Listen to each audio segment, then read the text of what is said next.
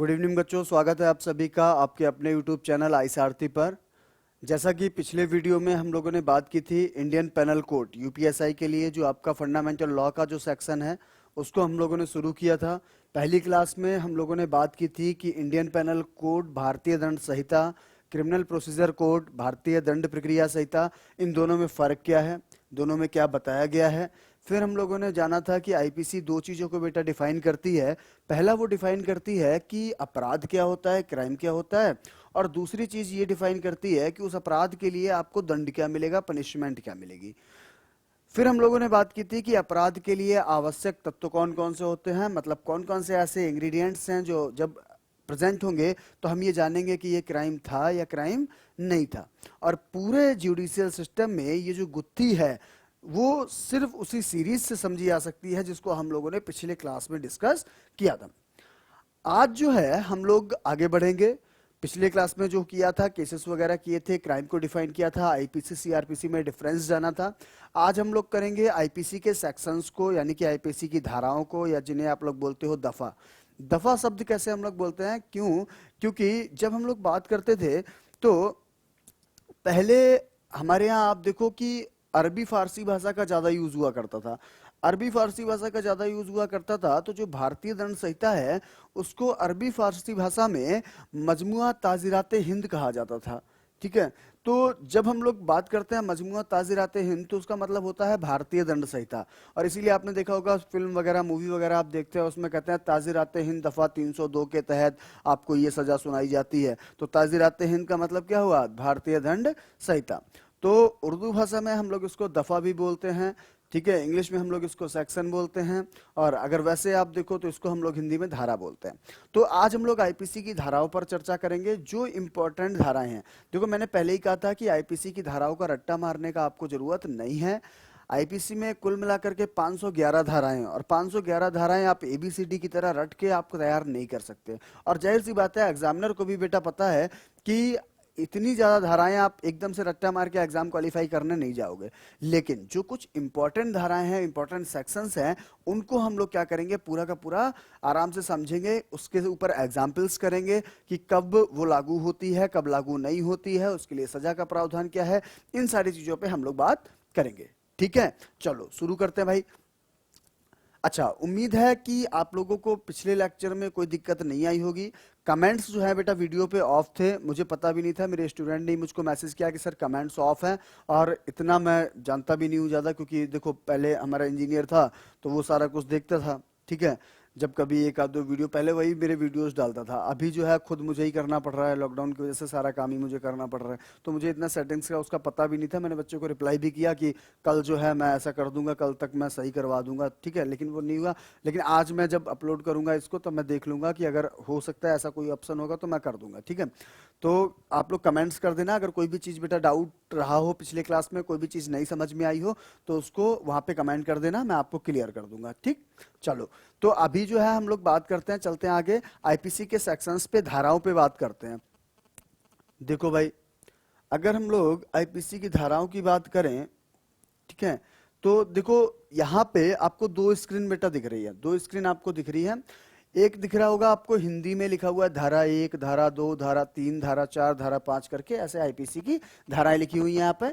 और यहाँ पे आप देखोगे बेटा इंग्लिश में आपको दिख रही है section 1, section 2, section 3, section 4, section 5, section 6। ठीक है, देखो आराम से विजिबल हो रहा होगा, कोई दिक्कत नहीं हो रही होगी। ठीक है, तो अभी जो है एक एक करके हम लोग क्या करेंगे, इन सारी धाराओं पर चर्चा करेंगे, कौन कौन सी धाराएं हमारे लिए इंपॉर्टेंट है और उसका मतलब क्या है। ठीक है, बहुत ध्यान से बच्चों लेक्चर को समझना। ठीक है, बहुत ज़्यादा इंपॉर्टेंट चीज़ें हैं, बहुत ब्रीफ में हम लोग समझेंगे। और यकीन मानो कि जो बातें आप दिन भर सुनते हैं, आपको दैनिक जीवन में सुनाई देती हैं, ठीक है, आज बहुत सारे भरम आपके दूर होने वाले हैं, बहुत सारे भरम बेटा दूर होने वाले हैं। अभी खुद देखोगे क्लास में, मज़ा आने वाला है आज। ठीक है, चलो देखो, सबसे पहले अगर हम लोग देखो बेटा बात करें, सबसे पहले अगर हम लोग बात करें तो यहां पर देखो, अगर हम लोग बात करें तो देखो धारा 1 से लेकर के, देखो साथ के साथ नोट करते रहना बेटा।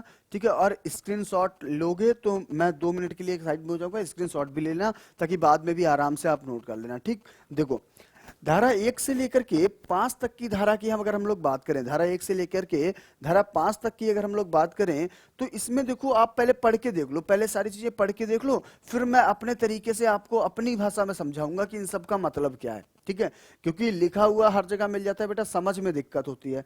अभी अगर यहीं पे हम लोग कहेंगे देखो कई सारे शब्द हैं, कई सारी धाराएं, देखो पहले पढ़ो फिर देखो समझाता हूं मतलब। देखो यहाँ लिखा हुआ है आईपीसी की धारा 1 क्या कहती है, लिखा हुआ है बेटा संहिता का नाम और उसके प्रवर्तन का विस्तार, लिखा हुआ है संहिता का नाम और उसके प्रवर्तन का विस्तार। इंग्लिश में बेटा लिखा हुआ है title and extent of operation of this code, ठीक है, title and extent of operation of this code. Clear हुआ, ठीक है। दूसरी धारा आप पढ़ो, धारा में क्या लिखा हुआ है, दूसरे में लिखा हुआ है भारत के भीतर किए गए अपराधों का दंड, ठीक है। इंग्लिश में देखो क्या लिख रखा है, punishment of offences committed with in India. तीसरा लिखा हुआ है धारा 3 क्या कह रही है, भारत से परे किए गए किंतु उसके भीतर विधि के अनुसार विचारणीय अपराधों का दंड, ठीक है। इंग्लिश में पढ़ो, इंग्लिश में देखो कह रहा है punishment of offences committed beyond but which by law may be tried with in India, ठीक है। धारा 4 ये कहती है राज्य क्षेत्रातीत अपरदेशीय अपराधों पर संहिता का विस्तार। Section 4 reads as extension of code to extraterritorial offenses, and section 5 says certain laws not to be affected by this act, कुछ विधियों पर इस अधिनियम द्वारा प्रभाव ना डाला जाना। धारा 1 से लेकर के धारा 5 तक जो भी बातें बेटा मैंने लिखी हुई थी आपके सामने एज इट इज रीड कर दी, जैसे कि आईपीसी में लिखी हुई थी, ठीक है। समझ में आ गया होगा सब कुछ, क्या मतलब था क्या नहीं था, आ गया ना, कुछ नहीं आया, चलो अब समझते हैं बेटा अपनी भाषा में अपने तरीके से। देखो धारा 1 से लेकर के 5 तक आईपीसी के सेक्शन 1 से लेकर के बेटा सेक्शन 5 तक बताया गया है किसके बारे में, एक्सटेंशन ऑफ आईपीसी बताया गया है, ठीक है। जैसे सबसे पहले सेक्शन को अगर हम लोग रीड करें तो सबसे पहला सेक्शन बेटा क्या कह रहा था, सबसे पहला सेक्शन बता रहा था name and title and extent of operation of this code, संहिता का नाम और उसके प्रवर्तन का विस्तार, ठीक है। सेक्शन 1 ये कहता है this act shall be called Indian penal code 1860 and it will be extended in whole India except the state of Jammu and Kashmir. बोलता है कि इस संहिता का नाम भारतीय दंड संहिता 1860 होगा और यह जम्मू कश्मीर को छोड़कर समस्त भारत में लागू होगी। और याद है पिछले लेक्चर में ही आपसे कहा था कि बेटा ये स्थिति कब तक थी, 31 अक्टूबर 2019 तक। 31 अक्टूबर 2019 को Jammu Kashmir state reorganisation act pass हुआ और उसमें जो है जम्मू कश्मीर के लिए भी अब हमारी आईपीसी एप्लीकेबल हो गई, हमारे आईपीसी के प्रोविजंस अब जम्मू कश्मीर में भी एप्लीकेबल हैं। क्लियर हुआ, तो मतलब क्या हुआ कि ये जो भारतीय दंड संहिता हमारी है उसका विस्तार बेटा कहां होगा, पूरे भारत पर होगा। शब्द यहां पर गौर करना, बहुत ध्यान से सुनो, देखो अब ध्यान से सुनना बहुत, ठीक है। अभी तक बातें सारी हो रही थी, बहुत ध्यान से सुनना। देखो सेक्शन 1 में भी बेटा आप देख रहे हो कि संहिता के नाम में भी हम लोगों ने कहा कि इसका विस्तार कहां होगा, भारत में होगा। दूसरे सेक्शन में भी आप देख रहे हैं बेटा ये शब्द यूज हो रहा है भारत के भीतर किए गए अपराधों का दंड। देखो इधर punishment of offences committed with in India शब्द आया। तीसरे सेक्शन में भी आप देखो क्या कह रहा है, भारत से परे किए गए किंतु उसके भीतर शब्द आ गया बेटा, फिर से क्या क्या कह रहा है, but which by law may be tried with in India, फिर से शब्द मिला इंडिया। फिर देखो बेटा सेक्शन 4 क्या कह रहा है, सेक्शन 4 में भी शब्द क्या हो रहा था कि राज्य क्षेत्रातीत, मतलब भारत के क्षेत्र से अलग, ठीक है। तो यहां पर भी शब्द आ गया क्या, भारत। और 5वें में कह रहा है कि कुछ विधियों पर इस अधिनियम द्वारा प्रभाव ना डाला जाना, certain laws not to be affected by this act. Clear है। देखो हर जगह जो पकड़ना था, क्या पकड़ना था आपको कि यहां पर बेटा बात हो रही है क्या कि हर जगह शब्द यूज हो रहा है भारत। इन्होंने कहा कि इस संहिता का नाम भारतीय दंड संहिता 1860 होगा और ये जम्मू कश्मीर को छोड़कर समस्त भारत में लागू होगी। लेकिन भारत है क्या, अगर मैं ये बात करूं कि भारत है क्या, तब आप क्या बोलोगे भाई। आप कहो कि भारत की बात हो रही है तो भारत की भौगोलिक सीमा हम लोग ले लेते हैं, we may concern the geographical boundary of India. अगर आप कहो कि भारत की राजनीतिक सीमा हम लोग आंक लेते हैं, पॉलिटिकल बाउंड्री आंक लेते हैं, तो वो भी गलत है। तो भारत है क्या, यहां पर शब्द यही है कि भारत है क्या। तो इसका आंसर क्या है कि आईपीसी हमारी जो है वो हमने कहा कि भारत में लागू होती है, तो हमें पता होना चाहिए कि भारत में लागू होती है तो भारत है क्या। कहां पर क्राइम होगा तो हम ये मान लेंगे कि वो कहां हुआ है, भारत में हुआ है, और हमारी भारतीय दंड संहिता वहां पे लागू होती है। क्लियर है? चलो देखो कैसे। तो हमने कहा अगर हम लोग सिंपल वे में जाएं तो कहीं भी कोई भी ऐसा क्षेत्र जो भारत सरकार के कब्जे में है, जो भारत सरकार के कब्जे में है, भारत सरकार के राज्य क्षेत्र में है, कोई ऐसा विमान जहां पर भारतीय ध्वज लहरा रहा है, तो वो सारे के सारे कहाँ होंगे, वो सारे के सारे आपको कहाँ माने जाएंगे, भारत में माने जाएंगे, और वहां पर हमारी आईपीसी लागू होगी, हमारी भारतीय दंड संहिता का विस्तार माना जाएगा। ये बात कौन बता रहा है, देखो कौन बता रहा है, धारा 2 ये कह रही है कि भारत के भीतर किए गए अपराधों का दंड। मतलब क्या हुआ, धारा 2 में ये बात बताई गई है कि अगर कोई विदेशी भी है, अगर कोई बेटा विदेशी भी आकर के क्या करता है, भारत में अपराध करता है, और बाद में वो कहे कि नहीं भैया हम तो इस देश में रहते ही नहीं, तो हमारे देश के कानून हमारे ऊपर कैसे लागू हो रहे हैं, आपके देश के कानून हमारे ऊपर कैसे लागू हो रहे हैं। तो ये बात कहाँ है, धारा 2 ये कह रही है कि भारत के भीतर किए गए अपराधों का दंड, मतलब अगर आपने भारत के भीतर अपराध किया है तो हमारी भारतीय दंड संहिता आपके ऊपर में लागू होती है। क्लियर है? जैसे मान लीजिए मुंबई आतंकी हमले में, ठीक है, किसी ने साजिश की, बाद में हमको पता चला कि मुंबई में जो आतंकी हमला हुआ उसमें ये लोग साजिश कर रहे थे, तो हमारा ये जुडिक्शन बनता है, हमारा ये क्षेत्राधिकार बनता है कि हम उस आदमी के खिलाफ भारतीय दंड संहिता के तहत, अपने कानून के तहत हम अपने न्यायालय में उसके ऊपर मुकदमा चलाएं। बात समझ में आई? क्यों? क्योंकि वो काम भारत के विरुद्ध हुआ था, भले ही वो विदेशी नागरिक था, भारत का नागरिक नहीं था, लेकिन काम तो बेटा भारत के विरुद्ध हुआ ना, तो इसलिए वहां पर क्या होगा, भारतीय दंड संहिता लागू होगी। बात समझ आ रही है? तो पहली धारा क्या कह रही थी कि पूरे भारत में हमारी आईपीसी लागू होगी, हमारी भारतीय दंड संहिता लागू होगी, और मैंने आपको बताया कि भारत माना किसे जाएगा, तो कोई भी ऐसा क्षेत्र जो भारत सरकार के कब्जे में है, कोई भी ऐसा जहाज, कोई भी ऐसा विमान जो भारत सरकार का हो, कोई भी ऐसा जहाज या कोई भी ऐसा विमान जहां पर भारतीय ध्वज लगा हो, वो सारे के सारे कहां माने जाएंगे, भारत में माने जाएंगे, और वहां पर हमारी भारतीय दंड संहिता लागू होगी। दूसरी धारा कह रही है कि भारत के अंदर अगर काम हुआ है और कोई विदेशी ने भी अगर कोई अपराध किया है, तो वो भी क्या होगा, भारतीय दंड संहिता के अंतर्गत उसके ऊपर हम मुकदमा चला सकते हैं। तीसरी धारा का मतलब समझो क्या कह रहा है। तीसरी धारा कह रही है भारत से परे किए गए, क्या कह रहा है, भारत से परे किए गए किंतु उसके भीतर विधि के अनुसार विचारणीय अपराधों का दंड, मतलब punishment of offences committed beyond but which by law may be tried with in India. मतलब क्या हुआ इसका कि अगर भारत के बाहर भी कोई अपराध हो रहा है, अगर भारत के बाहर भी कोई अपराध हो रहा है, और वहां पर अगर कोई अपराध होता है, भारत के बाहर भी कोई अपराध होता है, लेकिन अगर उसमें कोई भारतीय इन्वॉल्व है, अगर कोई भारतीय उसमें इन्वॉल्व है, भारत का नागरिक उसमें इन्वॉल्व है, भारत के नागरिक पर चाहे अपराध हो रहा हो और चाहे उसने अपराध किया हो, तो हमारा ये जुडिक्शन बनता है कि हम क्या करेंगे, वो उसको भारतीय दंड संहिता के तहत उसके ऊपर मुकदमा चला सकते हैं। बात समझ में आई?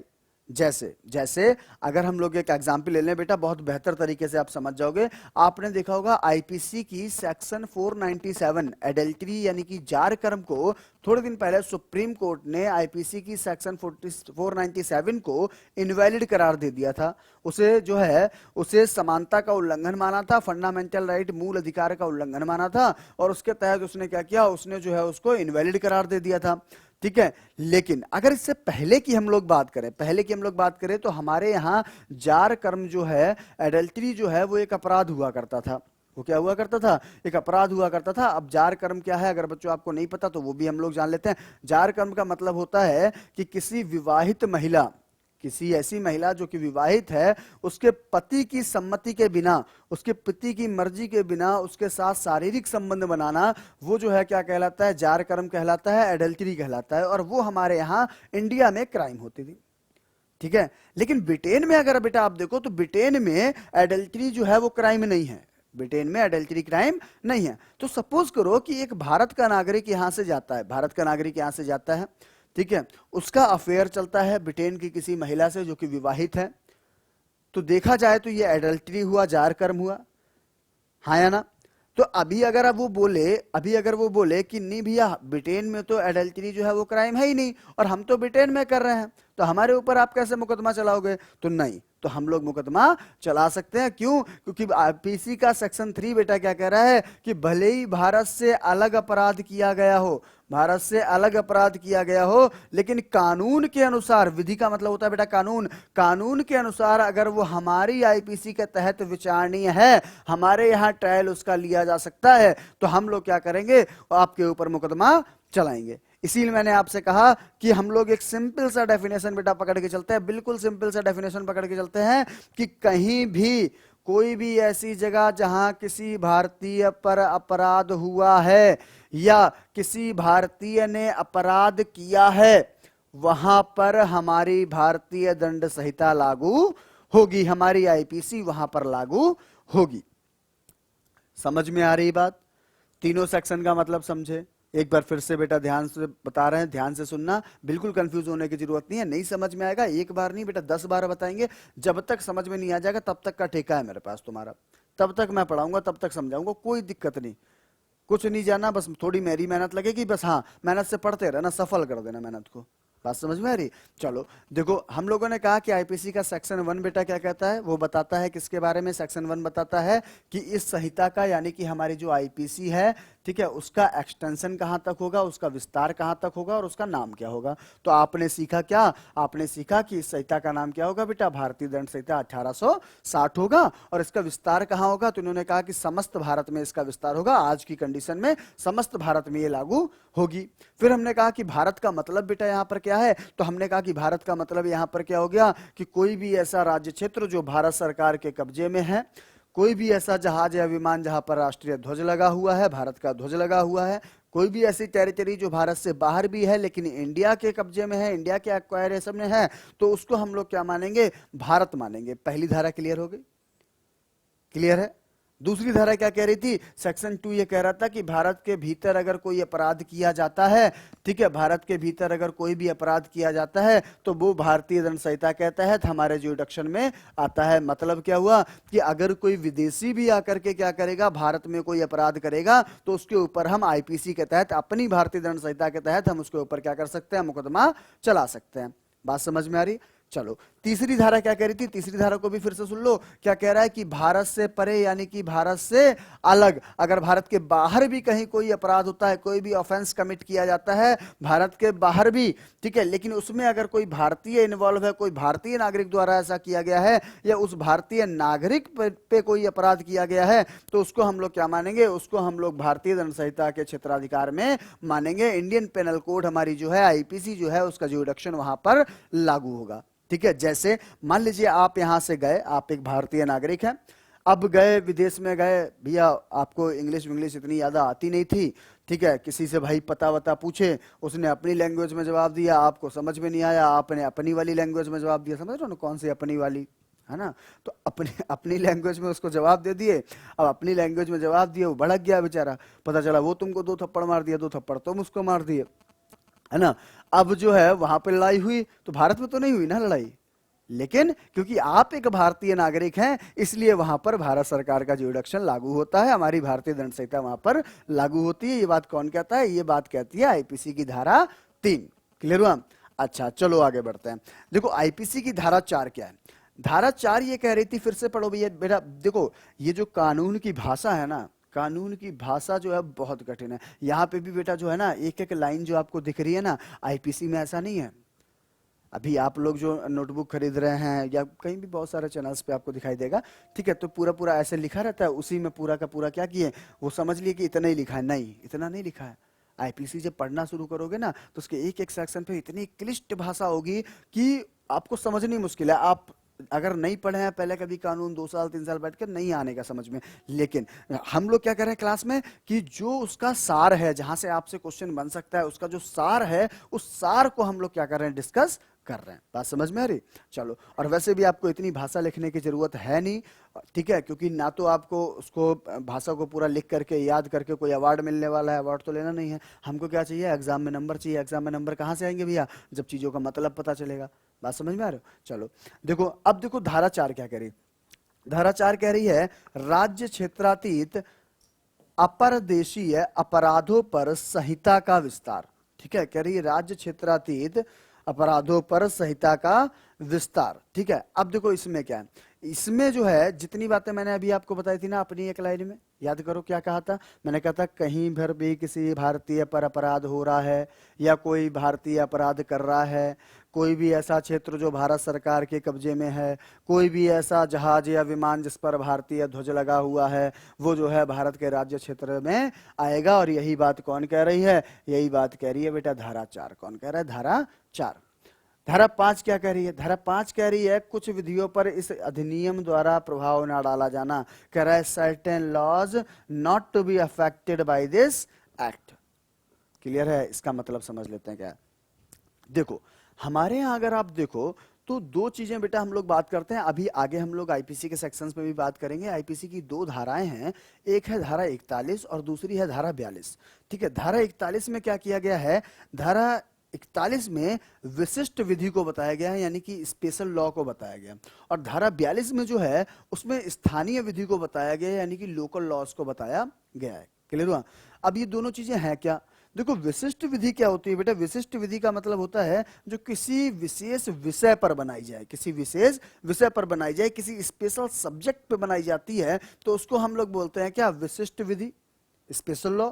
और जो किसी पार्टिकुलर एरिया में लागू होती है, किसी एक निश्चित क्षेत्र पर लागू होती है, उसको हम लोग बोलते हैं स्थानीय विधि, यानी कि लोकल लॉज। क्लियर हुआ? तो अभी यहां पर जैसे अपने भारत में हम लोग बात करें, आप लोगों ने बेटा एक कानून का नाम सुना होगा, AFSPA, armed force special power act. ठीक है, या फिर आपने एक कानून सुने होंगे, आप लोग बोलते हैं कि मार्शल लॉ लगा हुआ है। ठीक है, मार्शल लॉ लगा हुआ है, यानी कि वहां पर मिलिट्री का कानून लागू है। ठीक है, तो वो कैसे हैं? वो स्पेशल लॉज हैं। ठीक है, और जहां पर स्पेशल लॉज लागू होंगे, ऐसे बहुत सारे कानून हैं जो आईपीसी के अलावा भी हमारे देश में चलते हैं। तो इन्होंने क्या बताया? इन्होंने आईपीसी की धारा 5 में यही बात बताई बेटा कि आईपीसी की धारा 5 कह रही है कि कुछ ऐसे कानून हैं जिनके ऊपर ये जो हमारा एक्ट है, हमारा इंडियन पेनल एक्ट है, ये प्रभाव नहीं डालेगा, ये प्रभाव नहीं डालेगा। जैसे अगर आप देखो कोई आर्मी का ऑफिसर होता है, कोई आर्मी का ऑफिसर है, अगर मान लीजिए वो देश से गद्दारी करता है या उसका आचरण सही नहीं है, ठीक है, तो आप देखते हैं कि उसको क्या किया जाता है बेटा? कोर्ट मार्शल कर दिया जाता है। हाँ या ना? कोर्ट मार्शल किया था। क्यों? क्योंकि उनका अपना लॉ है, उनका अपना मार्शल लॉ है, और अपने कानून के तहत वो क्या कर रहे हैं? ऐसा काम कर रहे हैं। तो हमारी आईपीसी जो है वो क्या करती है? उस पर प्रभाव नहीं डालती, वो अपना काम कर सकते हैं। हम ये नहीं बोल सकते कि नहीं भैया इसने गद्दारी करी है और गद्दारी करना जो है आईपीसी में अपने आप में एक क्राइम है, तो हम आईपीसी के तहत उसको सजा देंगे, हम आपके कानून को मानेंगे नहीं। लेकिन हम लोग ऐसा नहीं करते। क्यों करते हैं हम लोग? क्योंकि धारा 5 हम लोग को बेटा ये बता देती है कि there are certain laws not to be affected by this act. कुछ ऐसे कानून है जिनके ऊपर हमारा ये अधिनियम जो है वो प्रभाव नहीं डालेगा। ठीक, अब आते हैं छोटी छोटी मगर मोटी बातों पर अपने स्टाइल में। ठीक है, कि अब समझ लेते हैं बेटा इनका सार क्या है। तो आप देखो, सिंपल सी बात याद रखना, इतनी पूरी रामायण में आपको एक चीज याद रखनी है। याद क्या रखना है? कि आईपीसी की धारा 1 से लेकर के 5 के बीच में आपको क्या बताया गया है? संहिता का नाम बताया गया है, उसका विस्तार बताया गया है। और इन पांचों धाराओं का जो पूरा सार है वो ये है, पांचों धाराओं का जो पूरा सार है, ठीक है, वो ये है कि हमारी जो आईपीसी है वो कहाँ लागू होती है। तो आप बेटा सिंपल सा बोलोगे, पांचों धाराओं का निचोड़ निकाल लो। क्या बोलोगे आप बोलोगे कि जहां पर भी किसी भारतीय पर अपराध हुआ है या किसी भारतीय ने अपराध किया है, कोई भी ऐसा राज्य क्षेत्र जो भारत सरकार के अधीन है, कोई भी ऐसा जहाज या विमान जो भारत सरकार के कब्जे में है, भारतीय ध्वज लहरा रहा है, ठीक है, तो वहां पर क्या माना जाएगा? हमारी आईपीसी का विस्तार माना जाएगा। क्लियर हुआ? अब देखो, अब एक बात बताओ, ये पूरा सार हम लोग समझ गए, हम लोगों ने जान लिया भैया कि अभी जो है आईपीसी का विस्तार कहां तक होगा, आईपीसी कहां तक लागू होगी। अब मुझे एक बात बताओ कि अगर मान लो कि हमारे यहाँ आपने देखा होगा कि दूतावास होते हैं, एम्बेसी होती हैं, उन एम्बेसी में दूसरे देशों के राजदूत रहा करते हैं, रहते हैं ना। तो अगर दूसरे देशों के राजदूत यहाँ पर रह रहे हैं, ठीक है, एम्बेसी के अंदर अगर कोई क्राइम होता है, ठीक है, अगर वो क्राइम होता है, ठीक है, वहां पर कोई क्राइम होता है, तो एक बात बताओ कि क्या वहां पर भारतीय दंड संहिता लागू होगी, आईपीसी लागू होगी? मैंने कहा कि अगर भारत में किसी देश का दूतावास है, किसी देश की एम्बेसी है और उसके अंदर कोई क्राइम होता है, तो क्या हमारी आईपीसी वहां पर लागू होगी, हमारी भारतीय दंड संहिता वहां पर लागू होगी? सोचो तो जरा। कुछ लोगों को लग रहा होगा हाँ सर होगी क्योंकि भारत में क्राइम हुआ है, कुछ लोगों को लग रहा होगा कि नहीं सर नहीं होगी क्योंकि वो तो दूसरे देश की एम्बेसी है, भारतीय नागरिक इन्वॉल्व नहीं है ना? चलो, तो दूसरे लोगों की बात सही है बेटा। देखो कि जो अगर मान लीजिए कोई एम्बेसी हमारे यहाँ है, एम्बेसी के अंदर दूसरे देश के राजदूत हैं, वो विदेशी नागरिक हैं, वो एम्बेसी के अंदर एक दूसरे को खूब बेटा थप्पड़ ही थप्पड़ मारे, आपस में लड़ें, एक दूसरे की खोपड़ी फोड़ दें, वहां पर हमारी आईपीसी लागू नहीं होती। क्यों? क्योंकि आईपीसी की धारा 1 से लेकर 5 तक बेटा आपने क्या सीखा था कि या तो किसी भारतीय पर अपराध हुआ हो या किसी भारतीय ने अपराध किया हो, तो दोनों में से कोई कंडीशन नहीं हो रही है, वहां पर कोई भारतीय का इन्वॉल्वमेंट नहीं है। दूसरी चीज पे आ जाओ भाई, क्या कह रहा है कि भारत के अंदर किए गए अपराध, देखो धारा 2 कह रही थी भारत के अंदर अपराध किया जाता है तो भारतीय दंड संहिता लागू होगी। लेकिन अगर आप देखो कि दूसरे देश की जो बेटा एम्बेसी है, वो जगह हमने उस देश को लीज पे दे रखी है, और जब वो जगह हमने उस देश को लीज पे दे रखी है तो हमारे राज्य क्षेत्र में वो नहीं आती। तो जो हमारे राज्य क्षेत्र में नहीं आती थी, यानी कि धारा 2 के तहत में भी हम लोग उस पर भारतीय दंड संहिता का जो रिडक्शन नहीं लगा सकते। ठीक है, फिर हम लोगों ने कहा कि कोई विदेशी नागरिक है, भारत में अपराध करता है, तो हाँ भैया भारत में अपराध कर रहा है, लेकिन जिस जगह अपराध कर रहा है वो तो भारत नहीं है ना, वो तो जगह आपने लीज पे दे दी। बात समझ में आई? तो वहां पर बेटा हमारी आईपीसी लागू नहीं होती, हमारी भारतीय दंड संहिता लागू नहीं होती। क्लियर हुआ? लेकिन अगर उसमें कोई भारतीय इन्वॉल्व हो जाए, जैसे मान लो कि आपने देखा होगा दिल्ली में कनॉट प्लेस पे, आप देखो बहुत सारे कनॉट प्लेस पे, आप आगे निकलेंगे इंडिया गेट की साइड तो बहुत सारी एम्बेसी आपको दिखाई देंगी। ठीक है, अभी वहां पे कोई दूसरे देश का राजदूत निकला सब्जी अब्जी लेने के लिए, और हमारे यहाँ के किसी रिक्शा चालक से, भाई साहब से जो है, उन्होंने रिक्शा किया एम्बेसी तक जाने के लिए, बाद में अंदर जाकर के उसको पैसे नहीं दिए, बेचारा पैसे लेने जब मांगने गया तो उसको पता चला 2 थप्पड़ मिला के दे दिए, 2 थप्पड़ मिला के दे दिए, बोला यार कुछ नहीं है, पैसा वैसा, जाओ भागो यहाँ से। ठीक है, अभी वो भारतीय को 2 थप्पड़ पड़ गए।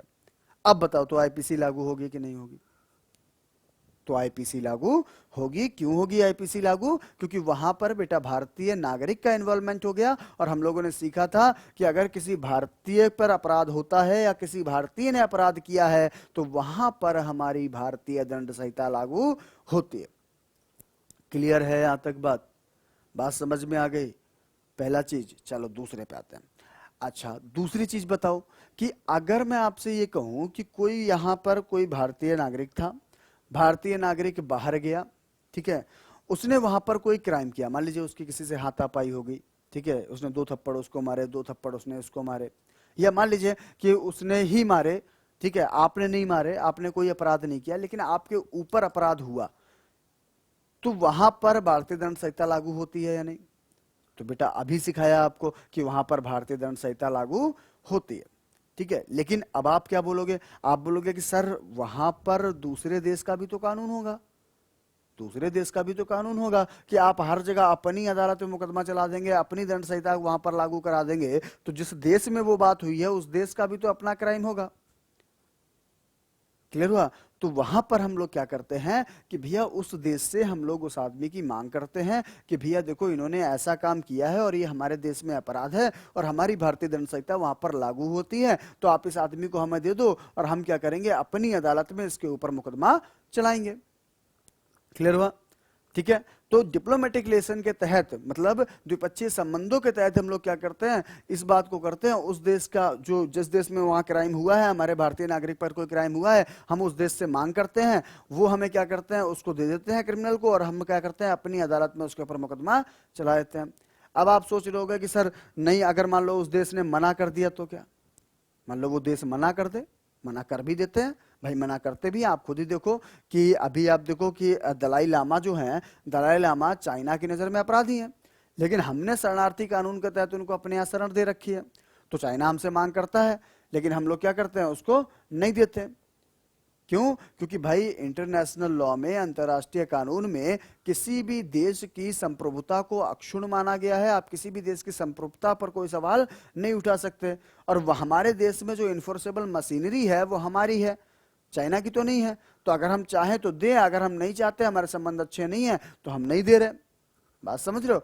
जैसे आप देखो, अबू सलेम को हम लोग पुर्तगाल से लेकर के आए, ठीक है, हमारे संबंध अच्छे थे तो हमने क्या किया, उसको वहां से मंगा लिया, ठीक है। लेकिन अगर हमारे संबंध अच्छे नहीं है तो वो देश क्या करेगा, मना कर देगा। अगर हमारे संबंध अच्छे हैं वो हमको दे देगा, हम अपनी अदालत में उसके खिलाफ क्या करेंगे, मुकदमा चला लेंगे। समझ में आई बात? धारा 1 से लेकर के 5 तक पूरी बात बेटा फिर से रिवाइज कर रहा हूं, ध्यान से सुनना। एक एक चीज को 3-3 बार बता रहा हूं, 4-4 बार बता रहा हूं, इसलिए क्योंकि जितना तुम्हारे कानों पे प्रहार होगा ना, उतना ज्यादा तुम्हें समझ में आएगा। बार बार वही चीज जब सुनोगे। और जैसे ये लेक्चर है बेटा यूट्यूब पे है, आराम से फ्री ऑफ कॉस्ट है, जितने बार चाहो रिमाइंड करो। कोई डाटा वाटा ज्यादा खर्च होता है तो उसके लिए जियो है, ठीक है, आराम से सबके फोन में होता है। और दिन भर वैसे भी तुम लोग कितना डाटा यूज करते हो हमको पता है ना। तो इसलिए जो है डाटा वाटा की फिक्र मत करना, जितने बार चाहो रिमाइंड करके आगे पीछे करके आराम से देखना, जब तक पूरी बात क्लियर ना हो जाए, ठीक है, तब तक उसको मत छोड़ना, ठीक है। अगर कहीं तब भी कोई डाउट रह जाए तो मुझे फिर कमेंट कर देना, मैं फिर से उसके ऊपर मैं अगले क्लास में आपको उस चीज को डिटेल कर दूंगा। जो भी कमेंट आएंगे कि सर क्या चीज समझ में नहीं आई, उसको मैं पूरा क्लियर कर दूंगा, ठीक है। थोड़े दिन की बेटा दिक्कत है, 2-4 दिन की, 6 दिन की दिक्कत है। लाइव वाले में तो फिर दिक्कत ही नहीं है, कमेंट्स आते रहेंगे, मैं बताता रहूंगा कहीं पे भी कोई डाउट होगा तो, ठीक है। चलो, तो आईपीसी की धारा 1 से लेकर के 5 तक की अगर हम लोगों ने बात करी तो क्या सीखे आप कि धारा 1 से लेकर के बेटा 5 तक क्या बताया गया। धारा 1 से लेकर के 5 तक जो है संहिता का नाम और उसके विस्तार के बारे में चर्चा है। आईपीसी की धारा 1 में क्या है, संहिता का नाम और उसका विस्तार। 2 में क्या है कि भारत के भीतर बेटा अपराध करते हो, भारत के भीतर अगर कोई भी अपराध करेगा, भारत के राज्य क्षेत्र में कोई भी अपराध करेगा तो वहां पर हमारी भारतीय दंड संहिता लागू होगी। धारा 3 क्या कह रही है कि भारत से बाहर भी बेटा अगर कहीं अपराध करोगे, भारत से बाहर भी अगर कहीं आप अपराध करोगे, ठीक है, तो वहां पर भी क्या होगी, हमारी भारतीय दंड संहिता लागू होगी। क्लियर हुआ? उसके बाद देखो हम लोगों ने क्या सीखा धारा 4 में कि अगर भारत सरकार का कोई जहाज है, कोई विमान है, कोई भी ऐसी जगह है, या फिर कोई भी ऐसा कंप्यूटर स्रोत है, बेटा कंप्यूटर स्रोत पे ध्यान देना, बहुत इंपॉर्टेंट क्वेश्चन है, पूछा जा सकता है, ठीक है। तो कंप्यूटर स्रोत का मतलब होता है, जैसे आपने सुना ना कि साइबर क्राइम जो होते हैं, ठीक है, साइबर क्राइम होते हैं। हमारे यहाँ आप देखो आईटी एक्ट बनाया गया था, सूचना प्रौद्योगिकी अधिनियम बनाया गया था 2000 में।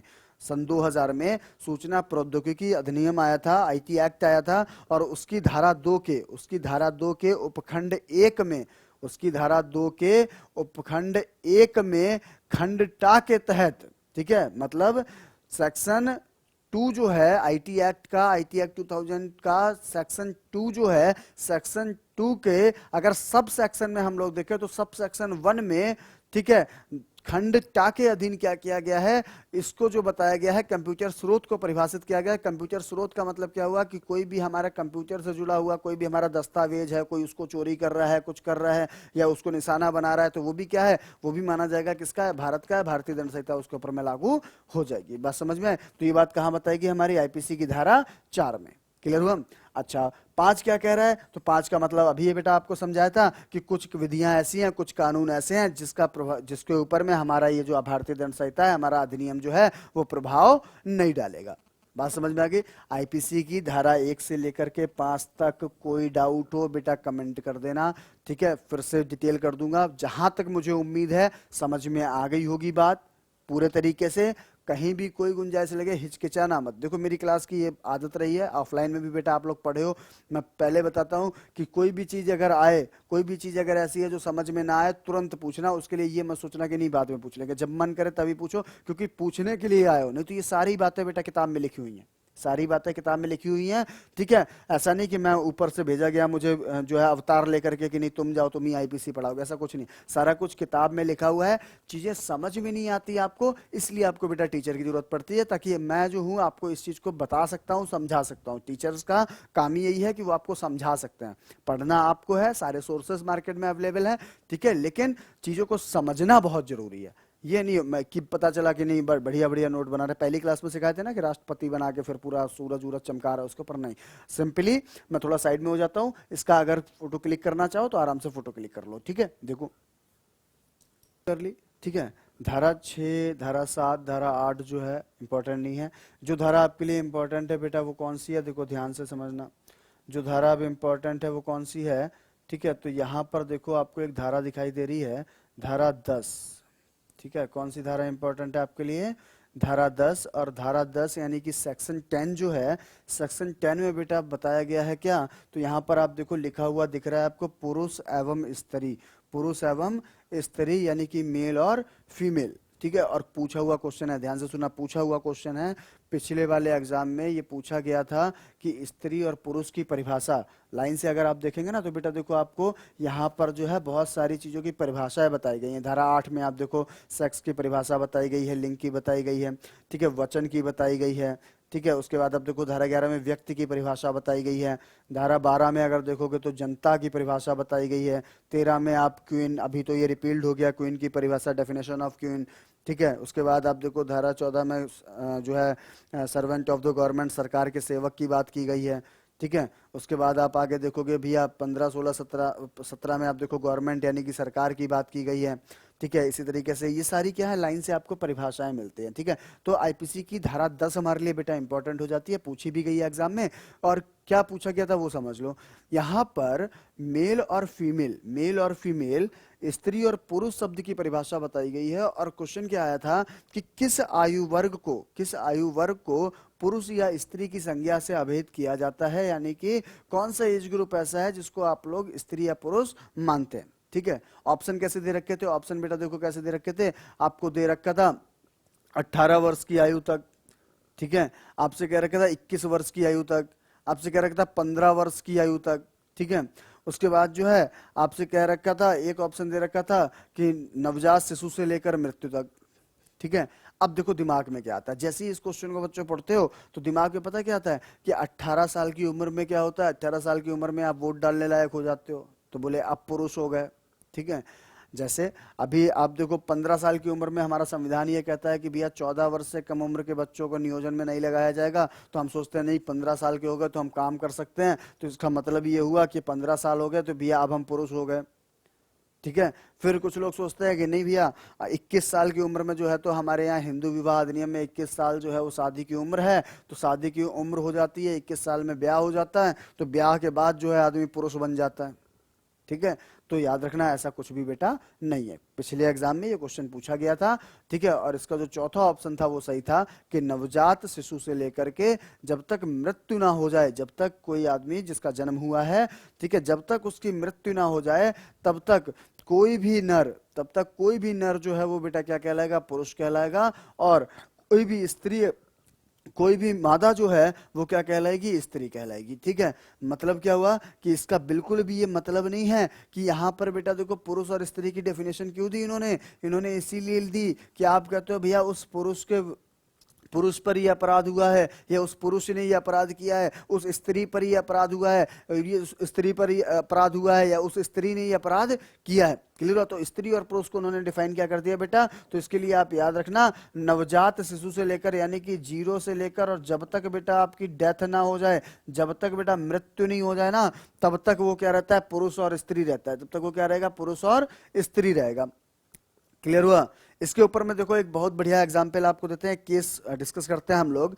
एक केस था जिसका नाम था state of Punjab versus major Singh, state of Punjab versus major Singh का एक केस था, नाम लिख लो केस का बेटा, नोट कर लो, ठीक है। State of Punjab versus major Singh का केस था। और इस केस में क्या हुआ था, इस केस में क्या हुआ था कि बेटा जो अभियुक्त था, अभियुक्त के ऊपर ये आरोप था कि उसने 7.5 साल की बच्ची के साथ, 7.5 साल की बच्ची के साथ उसने अभद्र व्यवहार किया था।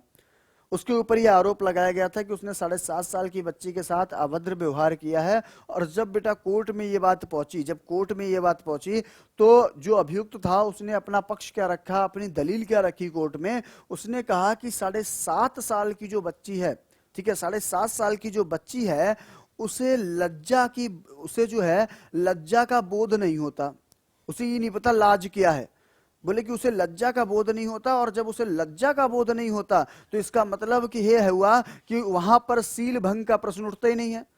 भाई 7.5 साल की बच्ची जो है उसको जो है लज्जा का बोध ही नहीं है, तो वहां सील भंग का सवाल ही नहीं उठता, और सील भंग का सवाल नहीं उठता तो इसका मतलब है कि वो स्त्री में नहीं आती, इसलिए वो अपराध नहीं है। ऑनरेबल कोर्ट के सामने बात की बेटा, ऑनरेबल कोर्ट ने कहा नहीं। उन्होंने कहा भैया कि यहाँ पर स्त्री शब्द जो है वो नवजात शिशु से लेकर के और जब तक मृत्यु ना हो जाए तब तक के लिए घातक होता है, उस चीज को वो बताता है। इसलिए जो है अभियुक्त को क्या किया गया, उसको जो है आईपीसी के सेक्शन 354 के तहत, धारा 354 के तहत उसको क्या किया गया, अपराधी घोषित किया गया और उसको सजा दी गई। बात समझ में आई? तो हमेशा याद रखना मोटिव क्या है इस चीज का, मतलब समझ लो कि आईपीसी की धारा 10 क्या करती है बेटा। तो आप क्या बोलोगे कि आईपीसी की धारा 10 जो है वो पुरुष और स्त्री को परिभाषित करती है, और पुरुष और स्त्री किसे माना गया है, तो आप क्या बोलोगे कि नवजात शिशु से लेकर जब तक मृत्यु ना हो जाए तब तक कोई भी नर या कोई भी मादा जो है वो क्या कहलाएगी, पुरुष और स्त्री कहलाएगी। बात समझ में? कोई भी एज ग्रुप डिफाइन नहीं है, जब तक 0 से लेकर के जब तक डेथ ना हो जाए तब तक अगर कोई नर है तो वो क्या कहलाएगा, पुरुष, अगर कोई मादा है तो वो क्या कहलाएगी बेटा, स्त्री कहलाएगी। क्लियर हुआ? धारा 10, कोई डाउट? ठीक है, कहीं भी कोई डाउट है बेटा कमेंट कर देना। थोड़े दिन की दिक्कत है, आगे अभी लाइव शुरू हो जाएगा तब तो कोई दिक्कत रहेगी नहीं। मेरी आदत है बार बार पूछने की, कोई डाउट या क्लियर हुआ, क्लियर है या नहीं है। ठीक है, वो आदत है इसलिए बार बार, जबकि आप तो अभी नहीं पूछ सकते लेकिन तब भी आदत पड़ी हुई है तो निकल जाता है वो।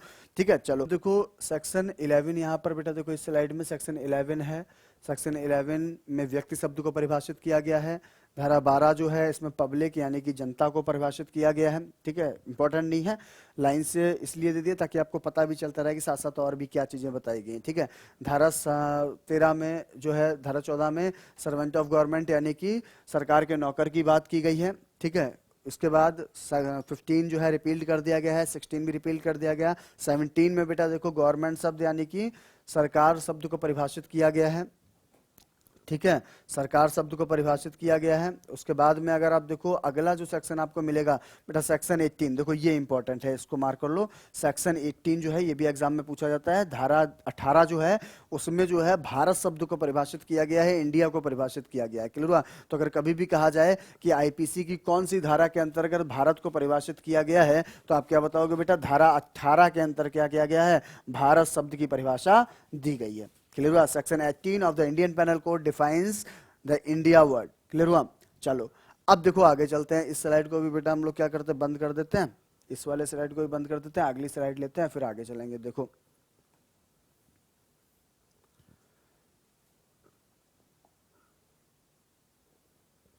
चलो देखो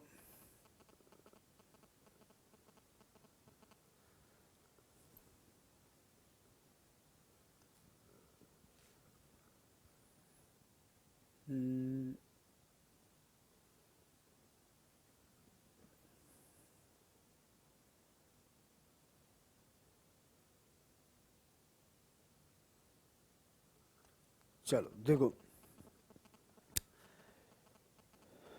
पढ़ लेते हैं भैया। देखो सारी धाराएं बेटा सामने लिखी हुई हैं, ध्यान से पढ़ो, देखो समझो। देखो धारा 20 तक हम लोगों ने बात कर ली थी, 20 में कोर्ट बताया गया। धारा 21 इंपॉर्टेंट है यहाँ पर, धारा 21 को मार्क कर लो भैया। ठीक है, धारा 21 को मार्क कर लो। धारा 21 में क्या बताया गया है, लोक सेवक यानी कि जो है धारा 21 में पब्लिक सर्वेंट को डिफाइन किया गया। किसको डिफाइन किया गया है, पब्लिक सर्वेंट यानी कि लोक सेवक को परिभाषित किया गया है। और यहाँ पर लोक सेवक का मतलब क्या है वो समझ लेना ध्यान से। देखो यहाँ पर लोक सेवक का मतलब क्या है कि कोई भी ऐसा व्यक्ति जो केंद्र सरकार या राज्य सरकार के अंतर्गत नियोजित है, मतलब केंद्र सरकार ने उसको नौकरी पर रख रखा है, राज्य सरकार ने उसको नौकरी पर रख रखा है और वो उसे हटाने की क्षमता रखती है, तो वो क्या माना जाएगा, वो माना जाएगा कि वो क्या है, एक पब्लिक सर्वेंट है यानी कि लोक सेवक है। क्लियर हुआ? तो अगर कभी भी कहा जाए कि लोक सेवक को कौन सी धारा के तहत आईपीसी की परिभाषित किया गया है, तो आप क्या बताओगे, धारा 21 के तहत जो है वो क्या किया गया है, इसको परिभाषित किया गया है। क्लियर हुआ? चलो फिर देखो बेटा आगे आप देख रहे होगे जैसा कि परिभाषाएं मैंने कहा था कि आईपीसी में सेक्शन 1 से लेकर के सेक्शन 5 के बीच में एक्सटेंशन है आईपीसी का। उसके बाद में जो है आगे परिभाषाएं दी गई हैं, जैसे अभी हम लोगों ने डिस्कस की थी, पुरुष और स्त्री की परिभाषा दी गई थी। उसके बाद भारत को परिभाषित किया गया धारा 18 में। फिर धारा 21 में हम लोगों ने सीखा कि लोक सेवक शब्द को परिभाषित किया गया है। फिर आगे आप बढ़ेंगे इसी तरीके से, आप देखो आपको मूवेबल प्रॉपर्टी डिफाइन की गई है, चल संपत्ति को बताया गया है। सेक्शन 23 में आप देखेंगे रॉन्गफुल गेन यानी कि आपको जो है सदोष अभिलाभ के बारे में बताया गया। सदोष अभिलाभ बेटा क्या होता है ये जान लो थोड़ा सा। सदोष अभिलाभ का मतलब क्या होता है? सदोष अभिलाभ का मतलब होता है कि किसी दूसरे को गलत जानकारी दे करके उससे आप अपना फायदा उठा लो, तो उसको हम लोग बोलते हैं रॉन्गफुल गेन, यानी कि सदोष अभिलाभ। ठीक है, चलो अब देखो उसके बाद सेक्शन 24 धारा 24 में आप देखोगे बेईमानी यानी कि डिसऑनेस्टी को बताया गया है, बेईमानी को परिभाषित किया गया है। ठीक है, इंपॉर्टेंट नहीं है ज्यादा, गिनती की धाराएं जो मैं बोल रहा हूँ वही याद करना। ठीक है, इंपॉर्टेंट नहीं है, अगर इंपॉर्टेंट होती मैं खुद ही डिटेल कर देता। ठीक है, जो धाराएं इंपॉर्टेंट है अभी तक जो हम लोगों ने बेटा डिस्कस किया उसमें से कौन कौन सी धारा गांठ बांध लो, कौन कौन सी धारा इंपॉर्टेंट है। धारा 1 इंपॉर्टेंट थी, संहिता का नाम और उसका विस्तार। ठीक है, उसके बाद धारा 10 जो है वो आपके लिए इंपॉर्टेंट थी, जहां पर पुरुष और स्त्री को परिभाषित किया गया है। उसके बाद धारा 18 इंपॉर्टेंट थी, जहां पर भारत को परिभाषित किया गया है। फिर धारा 21 इंपॉर्टेंट थी, जहां पर लोक सेवक को परिभाषित किया गया है, पब्लिक सर्वेंट को बताया गया। क्लियर हुआ? फिर देखो बेटा आगे चलो, आगे जाकर के आगे आप ऐसे ही देखोगे 25 में जो है आपको फ्रॉड बताया गया है, कपट बताया गया है। ठीक है, उसके बाद विश्वास करने का कारण 26, कोई जरूरी नहीं, कोई मतलब नहीं है इनका। जो भी 32 तक, यहाँ देखो आपको 32 तक दिख रहे हैं, 32 तक जो है हमारे मतलब का बेटा कोई भी नहीं है इसमें 32 तक। ठीक है, अगर अपने लिए एक बार नजर डालने के लिए बेटा इसका स्क्रीनशॉट लेना चाहते हो तो स्क्रीनशॉट ले लो जल्दी से। ठीक है, स्क्रीनशॉट ले लो, उसके बाद में जो है हम लोग आगे दूसरी स्लाइड पे चलते हैं। ठीक है, बाकी जितनी भी धाराएं कोई मतलब नहीं, अभी तक बेटा सिर्फ 4 धाराएं याद करनी है। 32 तक हम लोग पहुंचे, यहाँ तक 32 तक पहुंचे हैं। 32 तक में अभी तक सिर्फ 4 धाराएं इंपॉर्टेंट है, बस जो बता रहा हूं उनको मत भूलना, वहीं से क्वेश्चन आएगा, याद रखना। जहां पर बता रहा हूं वहां से क्वेश्चन आएगा, बाद बाकी पूरी 511 धाराओं का रट्टा मारने की कोई जरूरत नहीं है। क्लियर हुआ? देखो अगली स्लाइड देखो बेटा,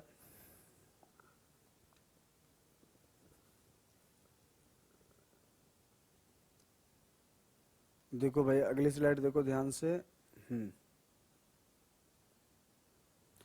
इंग्लिश में भी कर लेते हैं, देखो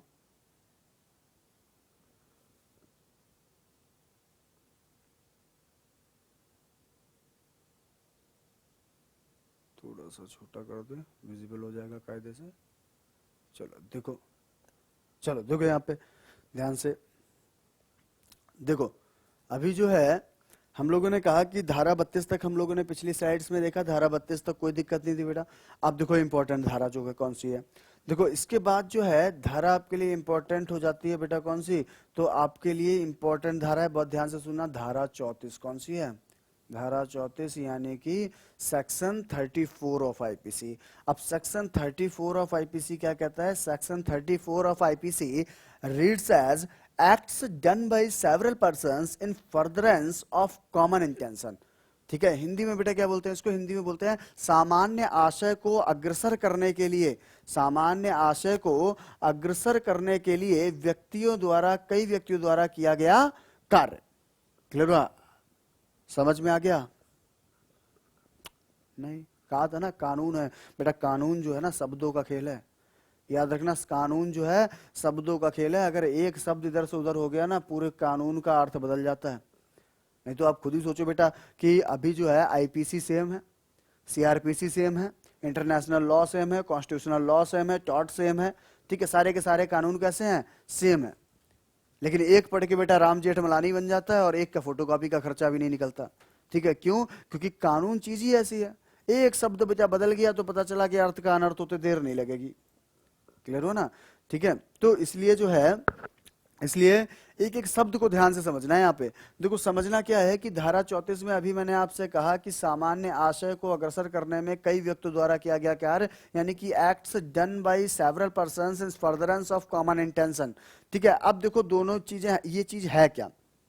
ये चीज क्या है कि ये बेटा एक चीज को डिफाइन करती है, संयुक्त दायित्व के सिद्धांत को डिफाइन करती है। संयुक्त दायित्व के सिद्धांत को ये डिफाइन करती है, और ये क्या कहती है कि अगर किसी सामान्य आशय को, यानी कि कॉमन इंटेंशन को पूरा करने के लिए कोई काम किया गया है, ठीक है, कोई काम किया गया है, तो उसका हर सदस्य जो भी उसमें शामिल होगा उसको ऐसे माना जाएगा कि जैसे उसने खुद ये क्राइम किया हो। जैसे ला जाओ बेटा एग्जाम्पल पे, बहुत ध्यान से समझना, बहुत प्यार से समझ में आएगा। ठीक है, जैसे अभी देखो, अभी हम लोगों ने कहा कि जैसे मान लीजिए कि 4 लोग हैं, 4 लोगों की दुश्मनी जो है किसी 5वें आदमी से चल रही है।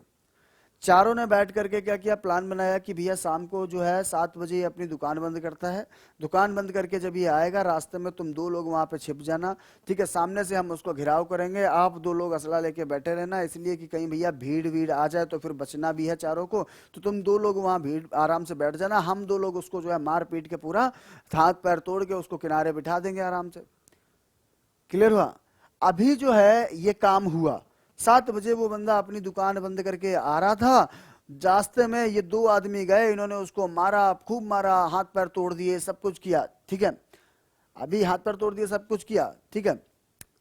तो जब क्राइम होगा, जब मान लीजिए ऑफेंस हुआ, तो किया तो खाली 2 लोगों ने था, किया किसने था, उन्हीं 2 ने तो हाथ पैर मारे, बाकी 2 तो बैठे रहे ना, वो असला लेकर के वहां पर बैठे रहे ना 2 लोग, उन्होंने तो हाथ पैर नहीं मारा, उन्होंने तो हाथ पैर तोड़ा भी नहीं उसका, उसको थप्पड़ भी नहीं मारा। लेकिन जब बेटा क्राइम काउंट किया जाएगा तो वो 2 जो वहां बैठे हुए थे ना, वो भी वैसे ही ट्रीट किए जाएंगे जैसे ये 2 थे। ये माना जाएगा कि वो बिल्कुल वैसे ही हैं जैसे उन्होंने खुद क्या किया हुआ है, क्राइम किया हुआ है। क्यों? क्योंकि धारा 34 क्या कह रही है, धारा 34 कह रही है कि किसी कॉमन इंटेंशन को पूरा करने के लिए अगर कई व्यक्तियों ने कार्य किया है तो उस समूह का हर एक सदस्य वैसे माना जाएगा जैसे इंडिविजुअली उसने क्या किया है, व्यक्तिगत रूप से उसने क्या किया है, उस अपराध को कारित किया है। बात समझ में आई?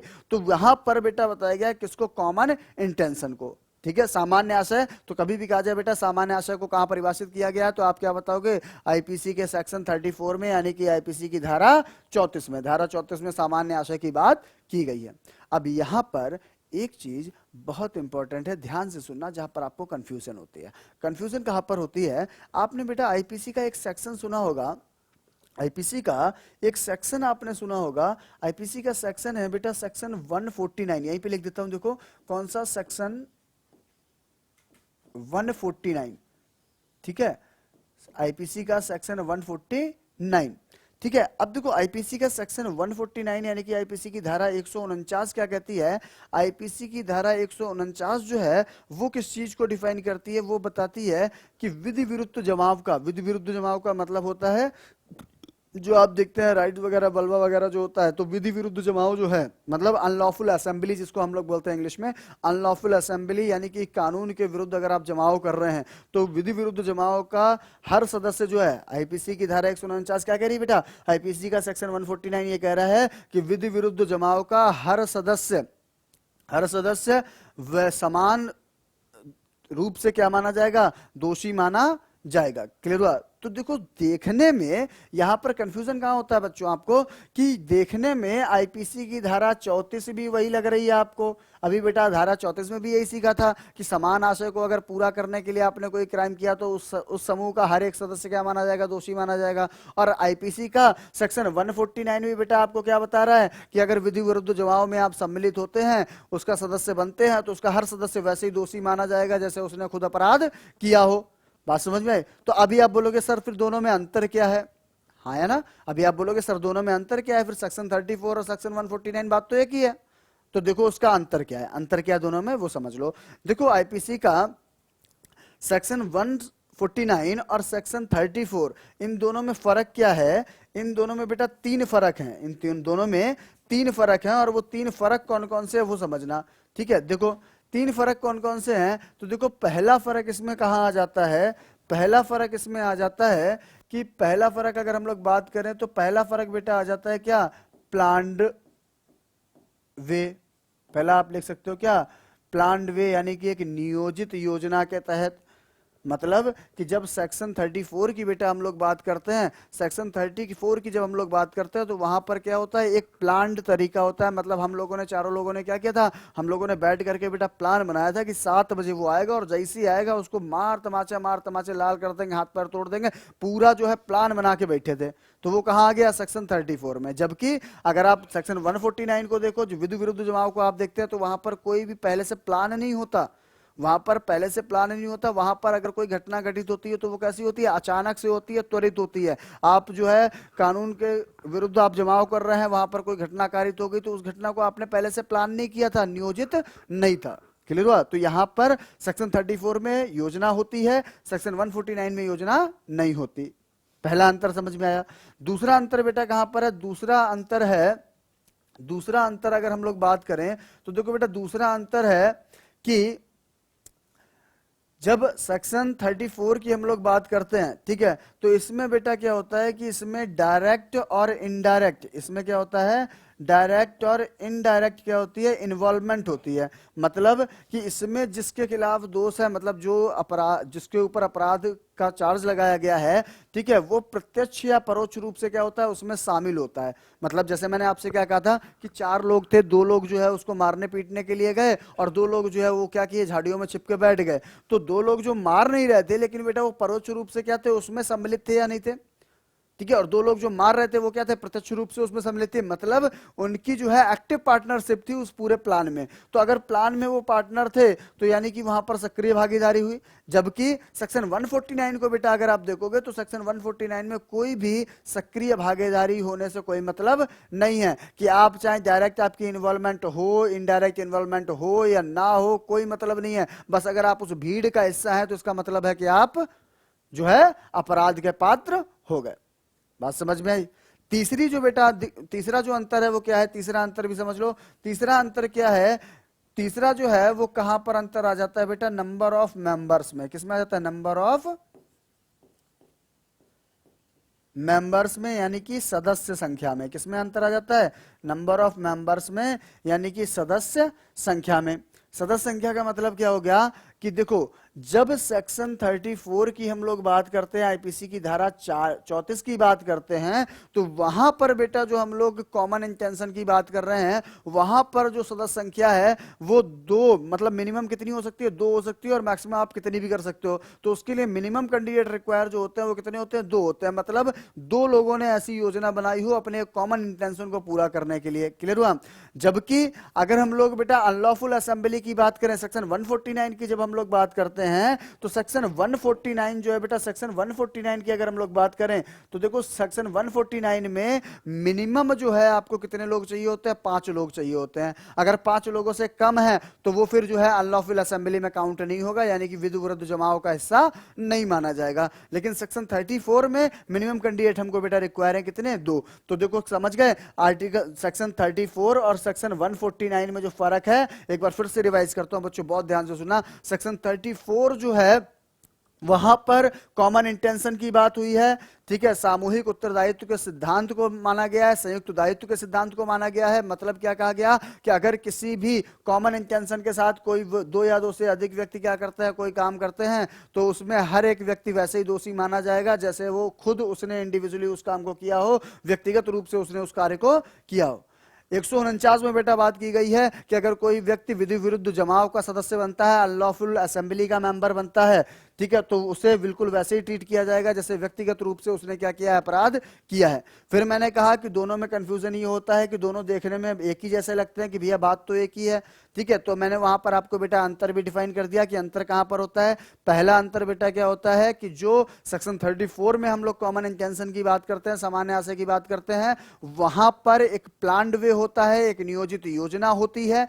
दूसरा अंतर क्या होता है कि सेक्शन 34 में जो नंबर ऑफ मेंबर्स हैं वो मिनिमम 2 हो सकते हैं, ठीक है, बाद बाकी ऊपर चाहे जितने भी बढ़े। लेकिन 149 में बेटा, 149 में मिनिमम नंबर ऑफ कैंडिडेट 5 होने चाहिए। अगर 5 लोगों से कम है तो वहां पर अनलॉफुल असेंबली माना नहीं जाएगा, उसे मेंबर ऑफ अनलॉफुल असेंबली यानी कि विधि विरुद्ध जमाव का सदस्य माना नहीं जाएगा। इसी तरीके से तीसरा अंतर मैंने आपको बताया बेटा क्या, कि तीसरा अंतर था कि वहां पर सेक्शन 34 में जब कॉमन इंटेंशन की हम बात कर रहे थे तो डायरेक्ट या इनडायरेक्ट रूप से आपको उसमें जुड़ा हुआ होना चाहिए था। लेकिन अनलॉफुल असेंबली में चाहे आप डायरेक्टली उसमें इन्वॉल्व हो, इनडायरेक्टली इन्वॉल्व हो या ना हो, लेकिन अगर आप उस जगह मौजूद हैं तब भी आपको क्या माना जाएगा, उस समूह का हिस्सा माना जाएगा। बात समझ में आ गई, ठीक है। चलो देखो, अब देखो सेक्शन 34 के बाद बेटा आगे जब बढ़ेंगे, ठीक है, आगे जब बढ़ेंगे तो आपको अगली जो धारा मिलेगी वो कौन सी मिलेगी, धारा 40। अगली जो इंपॉर्टेंट धारा बेटा आपको मिलेगी वो है धारा 40, यानी कि अपराध को परिभाषित किया गया। धारा 40 में क्या किया गया है, अपराध को परिभाषित किया गया है। चलो इस स्लाइड को हटा देते हैं, अगली स्लाइड बेटा ले लेते हैं, ठीक है। देखो इसको हटा देते हैं, इसको हटा दिया। अब चलो अगली स्लाइड ले लेते हैं हम लोग, ठीक है। अगली स्लाइड जो है इसको ले लिया। आ जाओ बेटा, तुम इनको ले आते हैं अगली स्लाइड को, यहाँ पर आ जाओ तुम। ठीक है, देखो चलो देखो, ये लो ये आ गए। चलो देखो अगली स्लाइड बेटा, देखो आप क्या कह रहा है। अगली स्लाइड जो है धारा 40 में बेटा, देखो धारा 40 में मैंने आपसे कहा कि धारा 40 में क्या बताया गया है। तो अभी आपने कहा कि सर अभी आपने बताया कि धारा 40, देखो पिछले लेक्चर में भी बेटा हम लोगों ने बात की थी, पिछले लेक्चर में भी याद करो हम लोगों ने बात की थी पिछले लेक्चर में कि आईपीसी की धारा 40 और सीआरपीसी का सेक्शन 2N, सीआरपीसी की धारा 2N और आईपीसी की धारा 40 जो है वो क्या करती है, अपराध को परिभाषित करती है। तो बेटा वो अपराध की परिभाषा हमने कहां से ली थी, आईपीसी की धारा 40 से। तो कभी भी आपको कहा जाएगा बेटा कि definition of offence has been explained under which section of IPC, then you will say that section 40 of the Indian penal code that defines the definition of offence. Clear हुआ, बात समझ में आई। धारा 40 अपराध को परिभाषित करता है। ठीक है, आगे बढ़ते हैं। आगे देखो बेटा अगली धारा आपको जो मिलेगी वो मिलेगी धारा 41, धारा 42। धारा 41 बेटा डील करती है किसके साथ में, यहां पर देखो बेटा दो शब्द लिखे हुए दिख रहे हैं आपको, ध्यान से देखो स्लाइड में दो शब्द लिखे हुए दिख रहे हैं, एक लिखा हुआ है विशेष विधि, विशेष विधि, ठीक है, और दूसरा लिखा हुआ है धारा 42 में स्थानीय विधि। ठीक है, इंग्लिश में देखो, यहां पर इंग्लिश में देखो, ध्यान से देखो बेटा, 41 में बात कर रहा है स्पेशल लॉ की, section 41 of the Indian penal code reads as special law, and section 42 of the Indian penal code that reads as local law. ठीक है, तो यहां पर एक जगह बात हो रही है बेटा किसकी, विशिष्ट विधि की, दूसरी जगह बात हो रही है स्थानीय विधि की। याद करो थोड़ी देर पहले अभी इसी लेक्चर में आपको डिफाइन किया था कि विशेष विधि का मतलब होता है बेटा क्या, जो किसी विशेष विषय पर बनाई गई हो, किसी पार्टिकुलर सब्जेक्ट पे बनाई गई हो, स्पेशल सब्जेक्ट पे बनाई गई हो, तो उसको हम लोग क्या बोलेंगे, विशिष्ट विधि। और जो किसी पार्टिकुलर एरिया में बनाई जाती है, किसी स्थान विशेष पर लागू होती है, तो उसको हम लोग क्या बोलते हैं, लोकल लॉ। क्लियर हुआ, उसको क्या बोलते हैं हम लोग, लोकल लॉ। क्लियर हुआ, तो धारा 41 और 42, 41 किसको डिफाइन कर रही है, तो आप क्या बोलोगे सर, स्पेशल लॉ। धारा 42 किसको डिफाइन कर रही है, आप बोलोगे लोकल लॉ। धारा 41 विशेष विधि, धारा 42 स्थानीय विधि। क्लियर हुआ, बात समझ में आई। चलो आगे बढ़ते हैं। देखो अब इसके बाद जो है आगे जब बढ़ेंगे, देखो अब इन स्लाइड का भी काम खत्म हो गया, इनको हटा देते हैं बेटा, अगली स्लाइड ले लेते हैं। देखो इसको भी खत्म करो। चलो अब देखो भाई,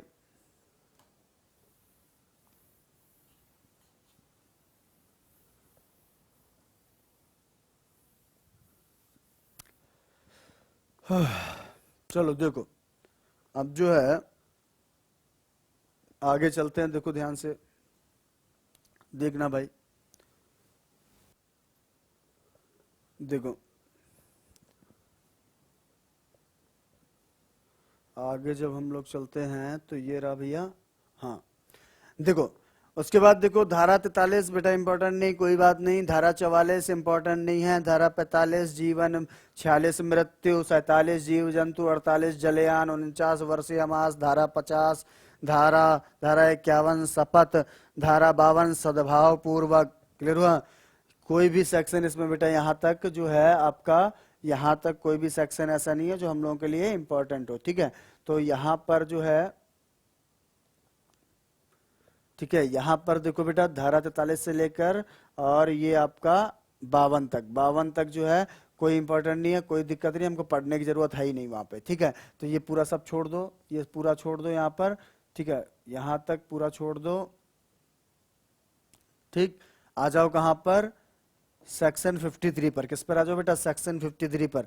ठीक है, सेक्शन 53 और सेक्शन 53 में देखो बेटा किस चीज को बताया गया है, तो सेक्शन 53 में बेटा बताया गया है किसको, पनिशमेंट को, दंड को। बहुत ध्यान से सुनना, ठीक है, बिल्कुल लेक्चर के एंड पे आ गए हम लोग। इस सेक्शन के बाद हम लोग जो है क्लास यहीं रोकेंगे। ठीक है, लेकिन अभी इसी सेक्शन में हम लोग को काफी टाइम लगेगा समझने में, और इस चीज को लेकर के बेटा बहुत सारी भ्रांतियां हैं। ठीक है, अभी देखो अभी हम लोग क्लियर करेंगे क्या क्या भ्रांतियां। ठीक है, तो अभी फिलहाल इस स्लाइड का हमारे पास बेटा इतना ही काम है कि अगर आपसे कहा जाए कि दंड को परिभाषित कहाँ किया गया है, पनिशमेंट को किसमें बताया गया है, तो बेटा पनिशमेंट को किसमें बताया गया है, पनिशमेंट को बताया गया है आईपीसी के सेक्शन 53 में। किसमें बताया गया है, आईपीसी के सेक्शन 53 में। तो 53 में बेटा किसको बताया गया है, पनिशमेंट को बताया गया है, दंड को बताया गया है। ठीक है, अब देखो आईपीसी का सेक्शन 53 जो है उसमें कितने प्रकार की पनिशमेंट की बात की गई, ध्यान से देखना है यहाँ पर बोर्ड पे। हम लोगों ने कहा कि section 53 of IPC reads as punishment, reads as punishment, यानी कि यहां पर क्या बताया गया है, दंड के बारे में बताया गया है। और सेक्शन 53 जो है बेटा, इसमें 5 तरीके के दंड बताए गए हैं। कितने तरीके के दंड बताए गए इसमें? 5 तरीके के दंड बताए गए हैं। 5 तरीके के इसमें दंड बताए गए हैं। देखो पहला कौन सा है, ठीक है, तो पहला आपको क्या है, पहला आप बोलते हो सर क्या है, पहला क्या है भैया, तो डेथ सेंटेंस। पहला क्या है, साथ के साथ लिखते रहना बच्चों, पहला क्या है, डेथ सेंटेंस, यानी कि मृत्युदंड। पहला क्या मिलेगा आपको, मृत्युदंड। दूसरा आपको मिलता है बेटा क्या, दूसरा आपको मिलता है इम्प्रिजनमेंट ऑफ लाइफ। क्या मिलता है, इम्प्रिजनमेंट ऑफ लाइफ, यानी कि आजीवन कारावास। दूसरा क्या मिलता है आपको, आजीवन कारावास। तीसरा आपको क्या मिलता है, तीसरा हम लोग बोलते हैं क्या, इम्प्रिजनमेंट। तीसरा क्या बोलते हैं, इम्प्रिजनमेंट, यानी कि कारावास। क्या बोलते हैं, कारावास, ठीक है। और अच्छा देखो यहाँ पे कारावास भी बेटा 2 तरीके के बताए गए हैं। कारावास भी कितने तरीके के बताए गए हैं, 2 तरीके के कारावास बताए गए हैं, ठीक है। देखो पहला कैसा है, पहले को हम लोग बोलते हैं बेटा क्या, सिंपल इम्प्रिजनमेंट। क्या बोलते हैं, सिंपल इम्प्रिजनमेंट, यानी कि साधारण कारावास। पहला क्या होता है, सिंपल इम्प्रिजनमेंट, यानी कि साधारण कारावास। और दूसरा होता है हमारा बेटा क्या, दूसरा होता है हमारा क्या, रिगरस, रिगरस इम्प्रिजनमेंट, यानी कि कठोर कारावास। क्या बोलते हैं इसको, कठोर कारावास। तो कारावास 2 तरीके का बताया गया, एक साधारण कारावास और दूसरा कठोर कारावास। अभी नोट कर लो, फिर बेटा अभी इसको डिफाइन करेंगे, ठीक है। एक एक चीज को अभी हम लोग डिफाइन करेंगे, ठीक है।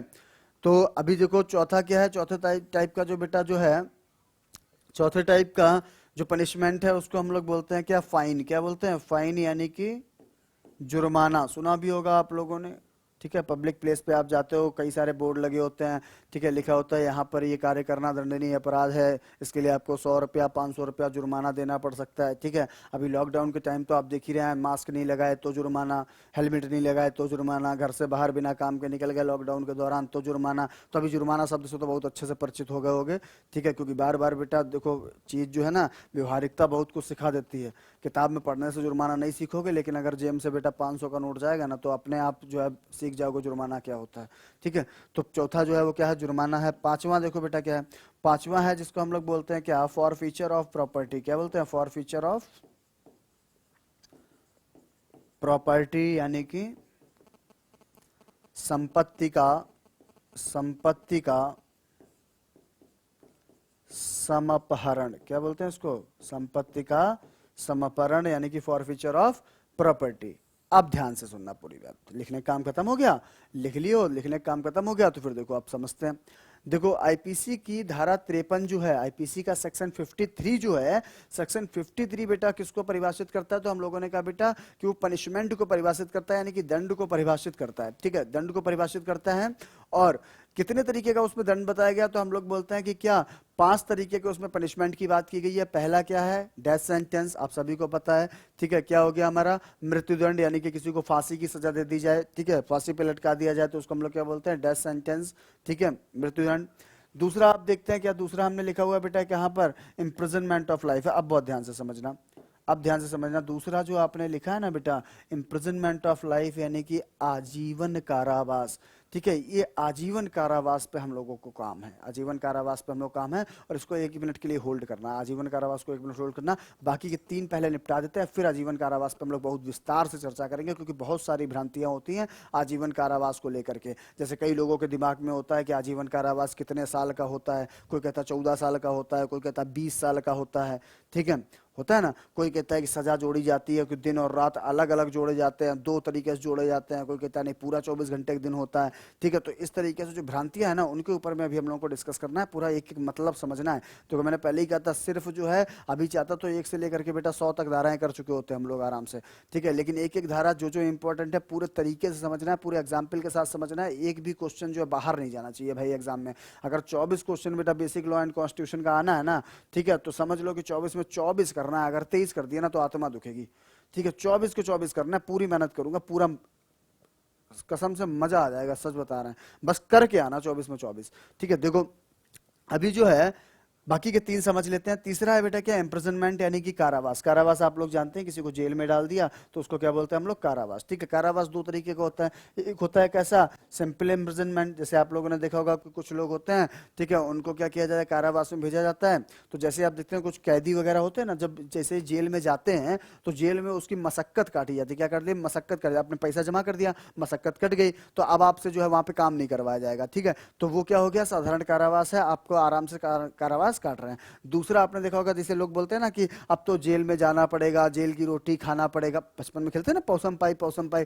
ठीक है, तो वो वहां पे लोग बोलते हैं कि अभी जाओगे 2 महीना चक्की पीसोगे, तो वो चक्की पीसने वाला जो है ना बेटा खेल, वो चक्की पीसने वाला होता है रेगरस इम्प्रिजनमेंट। क्या होता है रेगरस इम्प्रिजनमेंट, यानी कि कठोर कारावास। जैसे आपने देखा होगा लोग क्या करते हैं, आपने मूवी वगैरह में देखा होता है कि बाहर उनको छोड़ दिया जाता है, वो पत्थर वत्थर तोड़ रहे होते हैं। ठीक है, सब कैदी मिलकर के पत्थर तोड़ रहे हैं, कोई खाना बना रहा है, कोई कुछ कर रहा है, तो वो क्या है, रेगरस इम्प्रिजनमेंट होता है, कठोर कारावास होता है। ठीक है, एक होता है सिंपल इम्प्रिजनमेंट, एक होता है कौन सा, रेगरस इम्प्रिजनमेंट। क्लियर हुआ। उसके बाद फाइन बेटा अभी आपको बताया, जुर्माना। ठीक है, उसके बाद जो है लास्ट हम लोगों ने कहा संपत्ति का समर्पण, यानी कि संपत्ति का समर्पण का मतलब हो गया, फॉरफीचर ऑफ प्रॉपर्टी का मतलब हो गया कि आपकी जो संपत्ति है उसको क्या किया जाएगा, जब्त कर लिया जाएगा। जैसे आपने देखा होगा कोई क्रिमिनल होता है, ठीक है, क्राइम करके भाग गया, ठीक है, अब वो फरार हो गया। ठीक है, फरार हो गया। अच्छा, फरार भी किसको बोलते हैं बेटा, सीआरपीसी की धारा में फरारी शब्द का परिभाषित किया गया, वहां बताया गया कि उसको फरार माना जाता है। ठीक है, तो अगर वो फरार बताया गया है तब उसको फरार मान लेते हैं। फरार मान लिए तो उसके लिए सरकार क्या करती है, उसकी संपत्ति को समापरण कर लेती है, यानी कि उसकी प्रॉपर्टी को एक्वायर कर लेती है। क्लियर, सिंपल सा एक मतलब यही समझ सकते हैं कि उसकी प्रॉपर्टी को एक्वायर कर लेते हैं। ठीक है, ताकि उसे लगेगा कि भाई हमारी प्रॉपर्टी जा रही है, जा रही वो जा रही, तो वो क्या करेगा, आप हाजिर हो जाएगा कोर्ट में। बात समझ में आई? तो ये बाकी के चार हम लोग समझ गए, कौन कौन से, डेथ सेंटेंस समझ गए, ठीक है, इम्प्रिजनमेंट समझ गए, दो तरीके का होगा, कौन कौन सा, सिंपल, और दूसरा कैसा होगा, रेगरस यानी कि कठोर कारावास। तीसरा बेटा होगा जुर्माना, और चौथा कौन सा होगा, फॉरफीचर ऑफ प्रॉपर्टी यानी कि संपत्ति का समापहरण। चार तरीके जो है अभी तक समझ में आ गए होंगे, चार तरीके समझ में आ गए। ठीक है, अब चलते हैं बेटा पांचवें पर। पांचवा हमारा कौन सा है, इम्प्रिजनमेंट ऑफ लाइफ यानी कि आजीवन कारावास। ठीक, अब बहुत ध्यान से समझना है इसको, बहुत ध्यान से समझना आजीवन कारावास को। देखो इसको रफ कर दे रहे हैं, ठीक है, इसको नोट कर लो बेटा। अगर जो है इसका जो है आप स्क्रीनशॉट लेना चाहो तो जल्दी से ले लो, स्क्रीनशॉट ले लो यहाँ पे पॉज करके, और स्क्रीनशॉट ले लेना। ठीक है, अब जो है हम लोग आगे चलते हैं। आगे अगर हम लोग बात करें तो हम लोगों ने कहा कि अब हम लोग को दूसरा केस समझना था, कौन सा वाला, तो दूसरा केस हम लोग को समझना था किसके बारे में, इम्प्रिजनमेंट ऑफ लाइफ को लेकर के, आजीवन कारावास को लेकर के। ठीक है, वहीं पे हम लोगों को बहुत सारे डाउट्स होते हैं, लोगों की अलग अलग बातें होती हैं, तो वही हम लोगों को जानना है। ठीक है, तो देखो इम्प्रिजनमेंट ऑफ लाइफ जो है, ठीक है, उसके बारे में पहले हम लोग समझ लेते हैं कि लोग बोलते हैं कि इम्प्रिजनमेंट ऑफ लाइफ, कोई कहता है भैया 14 साल का होता है, कोई बोलता है 20 साल का होता है, कोई बोलता है कि जो है उसमें दिन और रात दोनों काउंट किए जाते हैं, कोई कहता है दिन और रात को एक ही माना जाता है। ठीक है, तो अब बेटा हम लोग समझ लेते हैं कि मतलब क्या हुआ इसका। ठीक है, देखो इम्प्रिजनमेंट ऑफ लाइफ यानी कि आजीवन कारावास का बेटा मतलब होता है कि जब तक जीवन है तब तक कारावास। क्या होता है, जब तक जीवन है तब तक कारावास। इम्प्रिजनमेंट ऑफ लाइफ का मतलब है जब तक जीवन है तब तक कारावास। क्लियर हुआ, मतलब आपका जितनी भी जिंदगी आपकी बची हुई है वो सारी की सारी आपको क्या करनी है, कारागार में काटनी है, तो उसको बोलेंगे हम लोग इम्प्रिजनमेंट ऑफ लाइफ, आजीवन कारावास। मतलब इसका कोई भी बेटा फिक्स ड्यूरेशन नहीं है, 10 साल 12 साल 15 साल 14 साल 20 साल, ऐसा कोई भी ड्यूरेशन फिक्स नहीं है। क्लियर हुआ। अब आप कहोगे कि सर नहीं, हमने तो बहुत जगह सुना है कि 14 साल भी बोलते हैं, 20 साल भी बोलते हैं, तो अब बेटा हम लोग ये जान लेते हैं कि ये 14 और 20 का आंकड़ा आता कहां से। ठीक है, 14 और 20 का आंकड़ा आता कहां से, इसको हम लोग जान लेते हैं। तो देखो कहां से आता है ये आंकड़ा, देखो ये आंकड़ा बेटा आता कहां से है, ये आता है, अगर आप देखोगे तो आईपीसी की बेटा एक धारा है। देखो 53 में हमने कहा था कि क्या बताया गया, दंड बताया गया, दंड के प्रकार बताए गए, यानी कि टाइप ऑफ पनिशमेंट बताई गई है। क्या बताई गई थी, टाइप ऑफ पनिशमेंट बताई गई थी। अब देखो सेक्शन 55 को अगर आप रीड करोगे, देखो ये आपको कहां से निकल रहे हैं आंकड़े, बहुत ध्यान से समझना, कहां से निकल रहे हैं आंकड़े, एक एक चीज समझना। ठीक है, आंकड़े कहां से निकल रहे हैं कि आईपीसी की बेटा एक धारा है जिसको हम लोग बोलते हैं आईपीसी सेक्शन 55, और भारतीय दंड संहिता की धारा 55 जो है, आईपीसी की सेक्शन 55 जो है, धारा 55 जो है, वो क्या कहती है, वो कहती है कि हर मामले में जिसमें आजीवन कारावास का दंडादेश दिया गया हो, अपराधी की सम्मति के बिना, अपराधी की सम्मति के बिना भी समुचित सरकार उस दंड को ऐसी अवधि के लिए जो 14 वर्ष से अनधिक ना हो, जो 14 वर्ष से अधिक ना हो, दोनों में से किसी भांति के कारावास में लघुकृत कर सकेगी। क्या कह रहा है? दोनों में से किसी बात के कारावास में लघुकृत कर सकेगी। बात समझ में है? अब देखो भाषा ये जो लिखा हुआ था इसका मतलब समझो। देखो सेक्शन 55 बेटा, देखो जहां मार्क किया वही इंपॉर्टेंट है। सेक्शन 55 ये कह रहा है, सेक्शन 55 ये कह रहा है कि सेक्शन 55 कहता है कि अगर कोई व्यक्ति जिसको आजीवन कारावास दिया गया है, कोई व्यक्ति जिसको आजीवन कारावास दिया गया है, तो बोला क्या? बोला कि समुचित सरकार, समुचित सरकार मतलब एप्रोप्रिएट अथॉरिटी। एप्रोप्रिएट अथॉरिटी का मतलब बेटा क्या हुआ कि अगर वो केंद्र का सब्जेक्ट है, स्टेट का सब्जेक्ट है तो स्टेट गवर्नमेंट, और अगर सेंट्रल का सब्जेक्ट हो तो सेंट्रल गवर्नमेंट, अगर केंद्र का विषय है तो केंद्र सरकार, और राज्य का विषय है तो राज्य सरकार। इन दोनों के पास इनको क्या माना जाएगा? एप्रोप्रिएट अथॉरिटी माना जाएगा, समुचित सरकार माना जाएगा। तो इन्होंने कहा कि समुचित सरकार के पास बेटा ये पावर होती है, पावर होती है कि वो अपराधी की सम्मति के बिना, मतलब अपराधी की कंसेंट भी हमको नहीं चाहिए, उसकी सहमति भी हमको नहीं चाहिए, तो पावर है सरकार के पास कि वो क्या कर सकती है? जो 14 वर्ष से अधिक ना हो, मतलब कि उसे 14 वर्ष से कम समय में, यानी कि 10 साल में, 12 साल में, 13 साल में, 5 साल में, 6 साल में, 8 साल में, 14 वर्ष से ज्यादा नहीं, 14 वर्ष से ज्यादा समय नहीं। क्या कह रही है? 14 वर्ष से पहले उसको क्या कर सकती है? सरकार छोड़ सकती है। जैसे आपने देखा होगा बेटा कि 15 अगस्त वगैरह को, 15 अगस्त को, 26 जनवरी को आपने देखा होगा जेल में कैदी रिहा किए जाते हैं।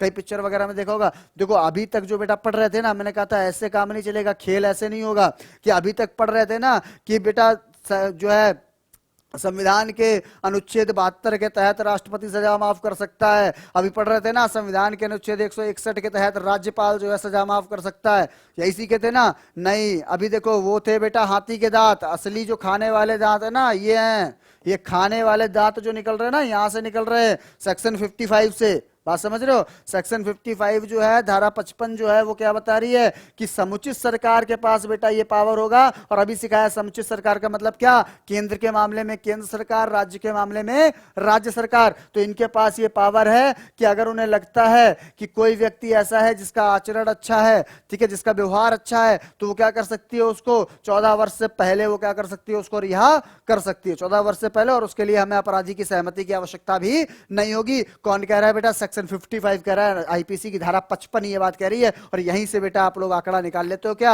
आप लोग आंकड़ा निकाल लेते हो कि नहीं सर आजीवन कारावास तो 14 साल का होता है? 14 साल का नहीं होता। आजीवन कारावास का मतलब होता है जब तक जीवन है तब तक कारावास, जब तक जीवन है तब तक कारावास। समुचित सरकार के पास ये पावर है कि वो क्या कर सकती है? आपको उससे पहले रिलीज कर सकती है। 14 साल से पहले किसी भी समय की अवधि में वो क्या कर सकती है? 10 साल आपने किया, 10 साल आपका आचरण अच्छा था, उसने आपको क्या किया? रिलीज कर दिया। 8 साल आप रहे जेल में, आपका आचरण अच्छा था, व्यवहार अच्छा था, आप उसे लगा कि आप सुधर गए हैं, 8 साल बाद भी आपको रिलीज कर दिया। ठीक है, तो कौन करेगा? एप्रोप्रिएट अथॉरिटी करेगी। क्लियर हुआ? एप्रोप्रिएट अथॉरिटी कौन? तो केंद्र का विषय है तो केंद्र सरकार, राज्य का विषय है तो राज्य सरकार। क्लियर हुआ? चलो अब देखो उसके आगे। अब आप कहोगे सर 14 साल की तो बात समझ में आ गई, लेकिन हमने तो सुना है 20 साल भी होती है, और आईपीसी में लिखा भी है बेटा। बहुत लोगों को कंफ्यूजन होता है, आईपीसी में लिखा है। अभी दिखाते हैं आपको कहां लिखा है आईपीसी में। देखो आईपीसी में लिखा है, देखो आईपीसी में लिखा है, अभी दिखा रहे बेटा, देखो कहां लिखा है आईपीसी में। देखो आईपीसी में कहां लिखा है, देखना आईपीसी में लिखा हुआ है बेटा कहां पे? यहां पे देखो, ये देखो, ये देखो आईपीसी की धारा 57 पढ़ो, आईपीसी की धारा 57 पढ़ो। देखो धारा 57 का विवरण क्या है? आईपीसी का सेक्शन 57 बेटा देखो क्या कह रहा है? वो कह रहा है भारतीय दंड संहिता की धारा 57 के अनुसार दंडाविधियों की भिन्नों की गणना करने में, दंडाविधियों की भिन्नों की गणना करने में आजीवन कारावास को 20 वर्ष के समतुल्य माना जाएगा। क्या कहा गया? कि आजीवन कारावास की गणना करते समय, यानी कि fraction in the fractions of the calculation of the time period of imprisonment of life, that will be calculated as 20 years. वो कह रहा है बेटा उसको 20 वर्ष के समतुल्य माना जाएगा। और यहीं से लोग क्या करते हैं, गणित लगा लेते हैं कि आजीवन कारावास का मतलब क्या है, 20 साल है, क्योंकि वो कह रहा है 20 साल के समतुल्य माना जाएगा। ना ना, ऐसा कुछ नहीं। मतलब क्या हुआ समझो, मतलब क्या हुआ, देखो है क्या मतलब इसका, कि आप लोगों ने एक शब्द सुना होगा बेटा फाइन। अभी थोड़ी देर पहले मैंने आपको डिफाइन किया था फाइन, यानी कि जुर्माना। मैंने क्या कहा था, जुर्माना।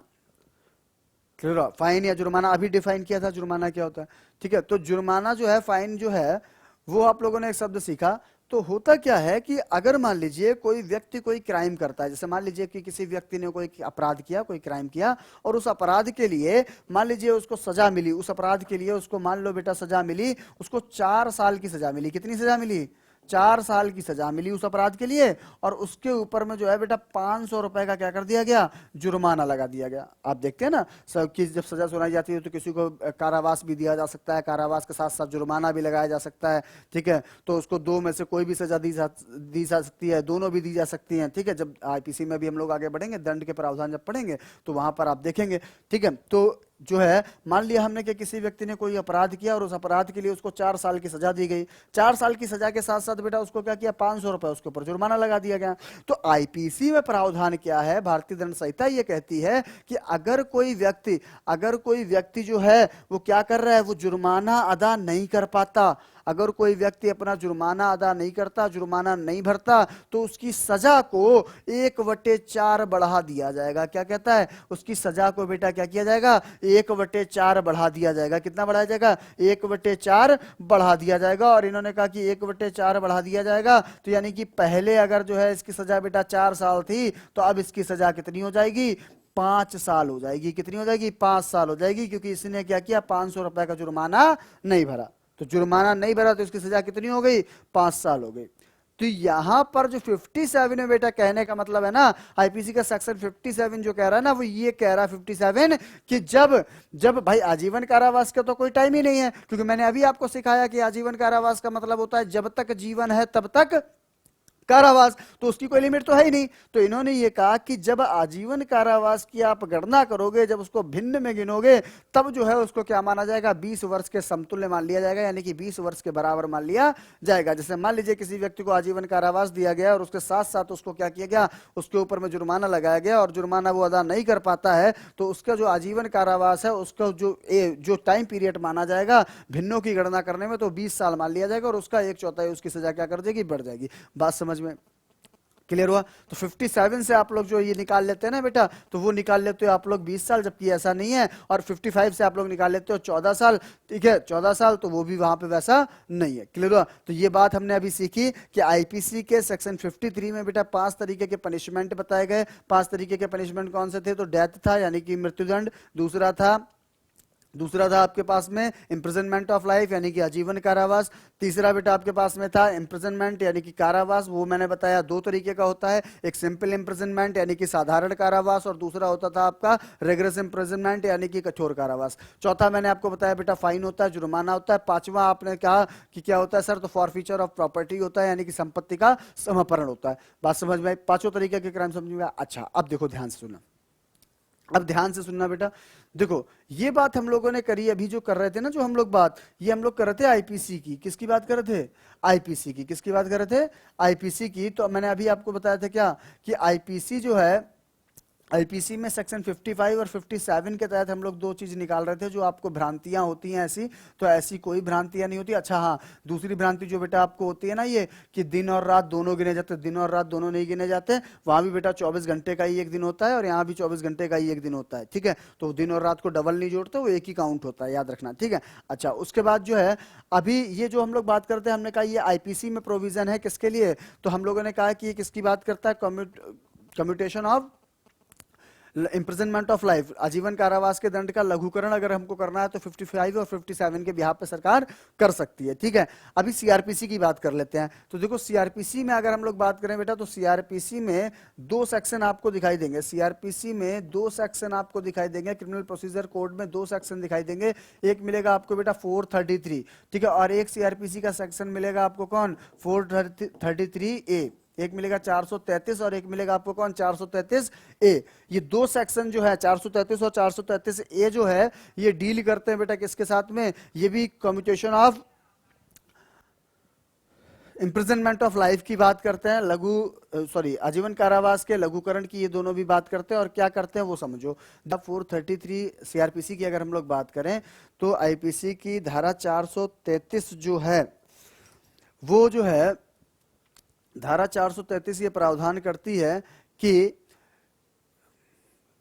ये बताती है कि समुचित सरकार यानी कि अप्रोप्रिएट अथॉरिटी, जो बात हम लोगों ने वहां सीखी थी वही 433 में क्या कह रहा है कि समुचित सरकार जो है अप्रोप्रिएट अथॉरिटी के पास ये अधिकार होगा कि वो क्या कर सकती है, आजीवन कारावास को कारावास में परिवर्तित कर सकती है, आजीवन कारावास को कारावास में परिवर्तित कर सकती है जिसकी अवधि 14 वर्ष से कम हो। 14 वर्ष से कम की अवधि में उसको क्या कर सकती है, कारावास में परिवर्तित कर सकती है। दूसरा कहा गया है कि उसको जुर्माने में परिवर्तित कर सकती है, ठीक है, या उसको क्या कर सकती है, समाप्त भी कर सकती है। ये कौन बताता है, 433, ठीक है। 433 ए जो है वो इंपॉर्टेंट क्यों है, क्योंकि 433 ए में बेटा देखो यहाँ पर निर्बंधन लगाया गया। 433 ए में जो है ये देखो क्या लिखा हुआ है, 433 ए जो है दंड प्रक्रिया संहिता की, हम लोग 433 ए को अगर देखें section 433 A in the code of criminal procedure CrPC section 433 ए जो है उसमें कहा गया कुछ मामलों में छूट या लघुकरण की शक्तियों पर निर्बंधन, ठीक है। तो देखो यहाँ पे क्या लिखा हुआ है, धारा 432 में किसी बात के होते हुए भी जहां किसी व्यक्ति को ऐसे अपराध के लिए जिसके लिए मृत्युदंड या आजीवन कारावास उपबंधित दंडों में से एक है तो आजीवन कारावास का दंडादेश दिया गया है, या धारा 433 के अधीन किसी व्यक्ति को दिए गए मृत्यु दंडादेश का आजीवन कारावास के रूप में लघुकरण किया गया है, वहां ऐसा व्यक्ति कारावास से तब तक नहीं छोड़ा जाएगा जब तक उसने 14 वर्ष का कारावास पूरा ना कर लिया हो, ठीक है। ध्यान से समझना बेटा आप क्या कह रहा है। देखो हमने कहा था, अभी आपको क्या सिखाया था कि आईपीसी का सेक्शन 55 और 57 से हम लोगों ने आप केस समझा था 14 साल वाला और 20 साल वाला, ठीक है। क्योंकि 55 ये कह रहा था कि समुचित सरकार के पास ये शक्ति होगी कि 14 वर्ष से कम अवधि में वो क्या कर सकता है, किसी को भी छोड़ सकता है। फिर हम लोगों ने कहा था कि धारा 57 जो है, धारा 57 जो है वो क्या कह रही है कि जब हम लोग क्या करेंगे, आजीवन कारावास की गणना करेंगे, भिन्नों की गणना करेंगे, तब उसे जो है हम लोग 20 वर्ष के समतुल्य मानेंगे। क्लियर हुआ। अब जो है 433 में हम लोगों ने अभी देखो बताया था, 433 क्रिमिनल प्रोसीजर कोड क्या कह रहा था, धारा 433 जो है दंड प्रक्रिया संहिता की ये कह रही थी कि समुचित सरकार के पास ये शक्ति होगी कि वो क्या कर सकती है, मृत्युदंड या मृत्युदंड को जो है आजीवन कारावास में परिवर्तित कर सकती है, आजीवन कारावास को जो है साधारण कारावास या कठोर कारावास में परिवर्तित कर सकती है, साधारण कारावास को वो क्या कर सकती है, वो जो है जुर्माने में परिवर्तित कर सकती है, या फिर उसे दंड से पूरे तरीके से मुक्त भी कर सकती है। ये पावर कौन देता है, सीआरपीसी का सेक्शन 433 देता है। 433 दंड प्रक्रिया संहिता की धारा 433 जो है बेटा वो क्या करती है, पावर देती है। अब 433 ए क्या कह रहा है, 433 ए की बात समझना जो ये है, ये इंपॉर्टेंट है। 433 ए क्या कह रहा है, वो कह रहा है कि भले भी यार 432 में हमने कोई भी बात कही हो उससे कोई फर्क नहीं पड़ता। वो कह रहा है 432 में हमने कोई भी बात कही हो उससे कोई फर्क नहीं पड़ता, लेकिन अगर कोई व्यक्ति ऐसा है जिसे किसी अपराध में जो उसने अपराध किया है उसमें उसको आजीवन कारावास दिया गया है, जबकि उसमें मृत्युदंड या आजीवन कारावास दोनों का प्रावधान है और उसको दिया आजीवन कारावास गया। पहला कंडीशन समझना, अभी एग्जांपल समझाऊंगा, ठीक है। तो क्या है कि अगर कोई अपराध उसने ऐसा किया है जिसमें उसको मृत्युदंड भी दिया जा सकता था और आजीवन कारावास भी दिया जा सकता था, और उसको आजीवन कारावास दिया गया है, मृत्युदंड दिया नहीं गया है। क्लियर हुआ। या फिर जो आपने 433 में बेटा बात करी थी कि मृत्युदंड को आजीवन कारावास में कन्वर्ट करने की पावर होती है सरकार के पास में, तो अगर वो डेथ पनिशमेंट को इंप्रिजनमेंट ऑफ लाइफ में कन्वर्ट किया है और उस इंप्रिजनमेंट ऑफ लाइफ को उस आजीवन कारावास का अगर आपको लघुकरण करना है, तो इन्होंने कहा इन दो कंडीशन में क्या होगा, इन दो कंडीशन में आप जो है उसको तब तक रिहा नहीं कर सकते जब तक कि उसने 14 वर्ष का कारावास पूरा ना कर लिया हो, मतलब 14 साल कम से कम उसने सजा पूरी कर ली हो, तब जो है आप उसको क्या कर सकते हैं, तब जो करके आप उसको रिलीज कर सकते हैं। बात समझ में आई? एक बार फिर से ध्यान से सुनना, क्या कह रहे हैं कि सीआरपीसी का सेक्शन 433 ए ये कह रहा है, सीआरपीसी की धारा 433 ए ये कह रही है कि जब कोई व्यक्ति किसी ऐसे अपराध में संलिप्त है जिसके लिए उसको आजीवन कारावास दिया गया है, जबकि उसको मृत्युदंड भी दिया जा सकता था। फॉर एग्जाम्पल, जैसे आईपीसी की धारा 302, आईपीसी की धारा 302 के तहत बेटा मृत्युदंड का भी प्रावधान है और आजीवन कारावास का भी प्रावधान है। लेकिन अगर मान लो कि आईपीसी की धारा 302 के तहत आपने कोई अपराध किया, आपको दंड दिया गया और आपको मृत्युदंड ना देकर के आजीवन कारावास से दंडित किया गया, इम्प्रिजनमेंट ऑफ लाइफ दिया गया है, तब अगर आपको सरकार रिहा करना चाहेगी ना, तो बेटा 14 साल से पहले रिहा नहीं कर सकती, 14 साल से पहले रिहा नहीं कर सकती। जबकि हर जगह अभी देखो बेटा 55 में हम लोग क्या पढ़ रहे थे कि 14 वर्ष से पहले कभी भी रिहा कर सकती है, पहले जो है रिहा कर सकती है, यही पढ़ रहे थे। 433 में भी बेटा यही पढ़ा था, 433 में भी यही पढ़ा था कि रिहा कर सकती है। लेकिन 433 ए क्या कह रहा है बेटा, 433 ए जो है वो रिस्ट्रिक्शन लगा रहा है, निर्बंधन लगा रहा है कि अगर उसने जो है, अगर मान लो उसे किसी ऐसे मामले में आजीवन कारावास दिया गया है जिसके लिए उसे फांसी भी दी जा सकती थी, ठीक है, तब अगर उसको आपको छोड़ना है तो कम से कम 14 साल उसने कारावास पूरा कर लिया हो, तब आप उसको क्या कर सकते हो, रिलीज कर सकते हो। उससे पहले आप उसको रिलीज नहीं कर सकते। दूसरी कंडीशन क्या कह रहा है कि अगर कोई व्यक्ति जिसको मान लो फांसी की सजा हुई थी, फांसी की सजा हुई थी और सरकार ने उसको क्या किया, उसको जो है कम्यूट कर दिया, उसको जो कम्यूट कर दिया, ठीक है, उसका लघुकरण कर दिया, किसके रूप में, उसका लघुकरण कर दिया उसने आजीवन कारावास के रूप में, और उसका आपको आजीवन कारावास जो है उसका लघुकरण करना है, उसको छोटा करना है, तो आप नहीं कर सकते बेटा जब तक 14 साल का उसने कारावास पूरा ना कर लिया हो। क्लियर हुआ? तो ये बात कहां से मिलती है, 433 ए से। कहां से मिलती है, 433 ए से। बात समझ आ रही भाई, समझ आ रही, मजा आ रहा?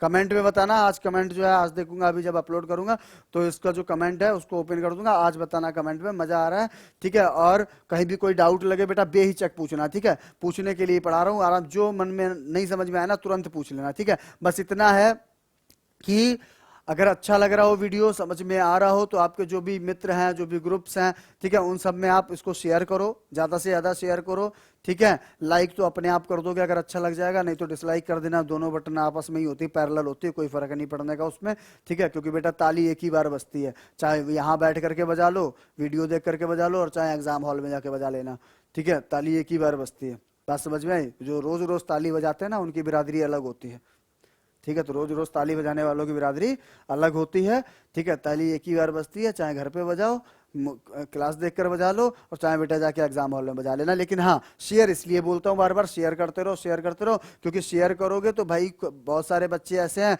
जो मुझसे नहीं भी जुड़े हुए हैं, ठीक है, लेकिन अगर उनका भी कुछ भला हो जाएगा तो किसी का कोई बुरा तो नहीं होगा, है ना। हालांकि हम जानते हैं कि भाई भारत जो है वो देश ऐसा है कि यहाँ आदमी जो है अपने दुख से दुखी नहीं है, दूसरे के सुख से ज्यादा दुखी है, लेकिन तब भी हम लोग ऐसे नहीं है, हम लोग इंसानियत है। तो करोगे क्या कि जितना ज्यादा हो सके उसको शेयर करो। अपने जितने भी भाई बंधु हैं जो यूपीएसआई की तैयारी कर रहे हो, 24 क्वेश्चन है बेटा, बहुत बड़ा वेटेज है, याद रखना, बेसिक लॉ एंड कॉन्स्टिट्यूशन का बहुत बड़ा वेटेज है। 40 में से 24 क्वेश्चन बहुत मायने रखता है, ठीक है। 24 में से 24 करना है, ये मान के चलो, 24 में से 24 पूरे 24, ये कम नहीं होने चाहिए 24 में से एक भी, ठीक है। इतनी मेहनत करो, और होंगे 100% होंगे, गारंटी ले रहा हूं 100%। नहीं तो यकीन ना मानना तो वीडियो बेटा डिलीट नहीं करूंगा, ठीक है। एग्जाम में क्वेश्चन देख के आना, मैं बता दूंगा कौन से वीडियो में कहां पे बोला था, ठीक है। ऑफलाइन क्लास की तो ये होती है ना कि बच्चे ये भी कह सकते हैं कि सर आपने नहीं कहा था, हम आप तो ऐसे ही बोल रहे, नहीं, ये तो रिकॉर्डेड है ना, ये तो क्लास पढ़ा रहेगा, बता दूंगा कौन से लेक्चर में बोला था, किस एग्जाम्पल के साथ बोला था और कहां पर क्या बात बताई थी। क्लियर हुआ? तो बहुत ध्यान से बेटा पढ़ो, जितना चाहो उतना शेयर करो, नंबर पूरे लेने हैं, बस यही जिद बना के बैठ जाओ, ठीक। तो अभी जो है, अभी हम लोग बेटा बात कर लेते हैं, फिर से एक बार पूरी क्लास को एक बार 5 मिनट में समराइज कर देते हैं, सिर्फ 5 मिनट में पूरा समराइज कर लेते हैं, क्या क्या चीज याद रखनी है अभी तक, ठीक है। धारा 53 तक पढ़ाया है अभी तक, धारा 53 तक क्या क्या चीज याद रखनी है, बस वही ध्यान रखना, ठीक है।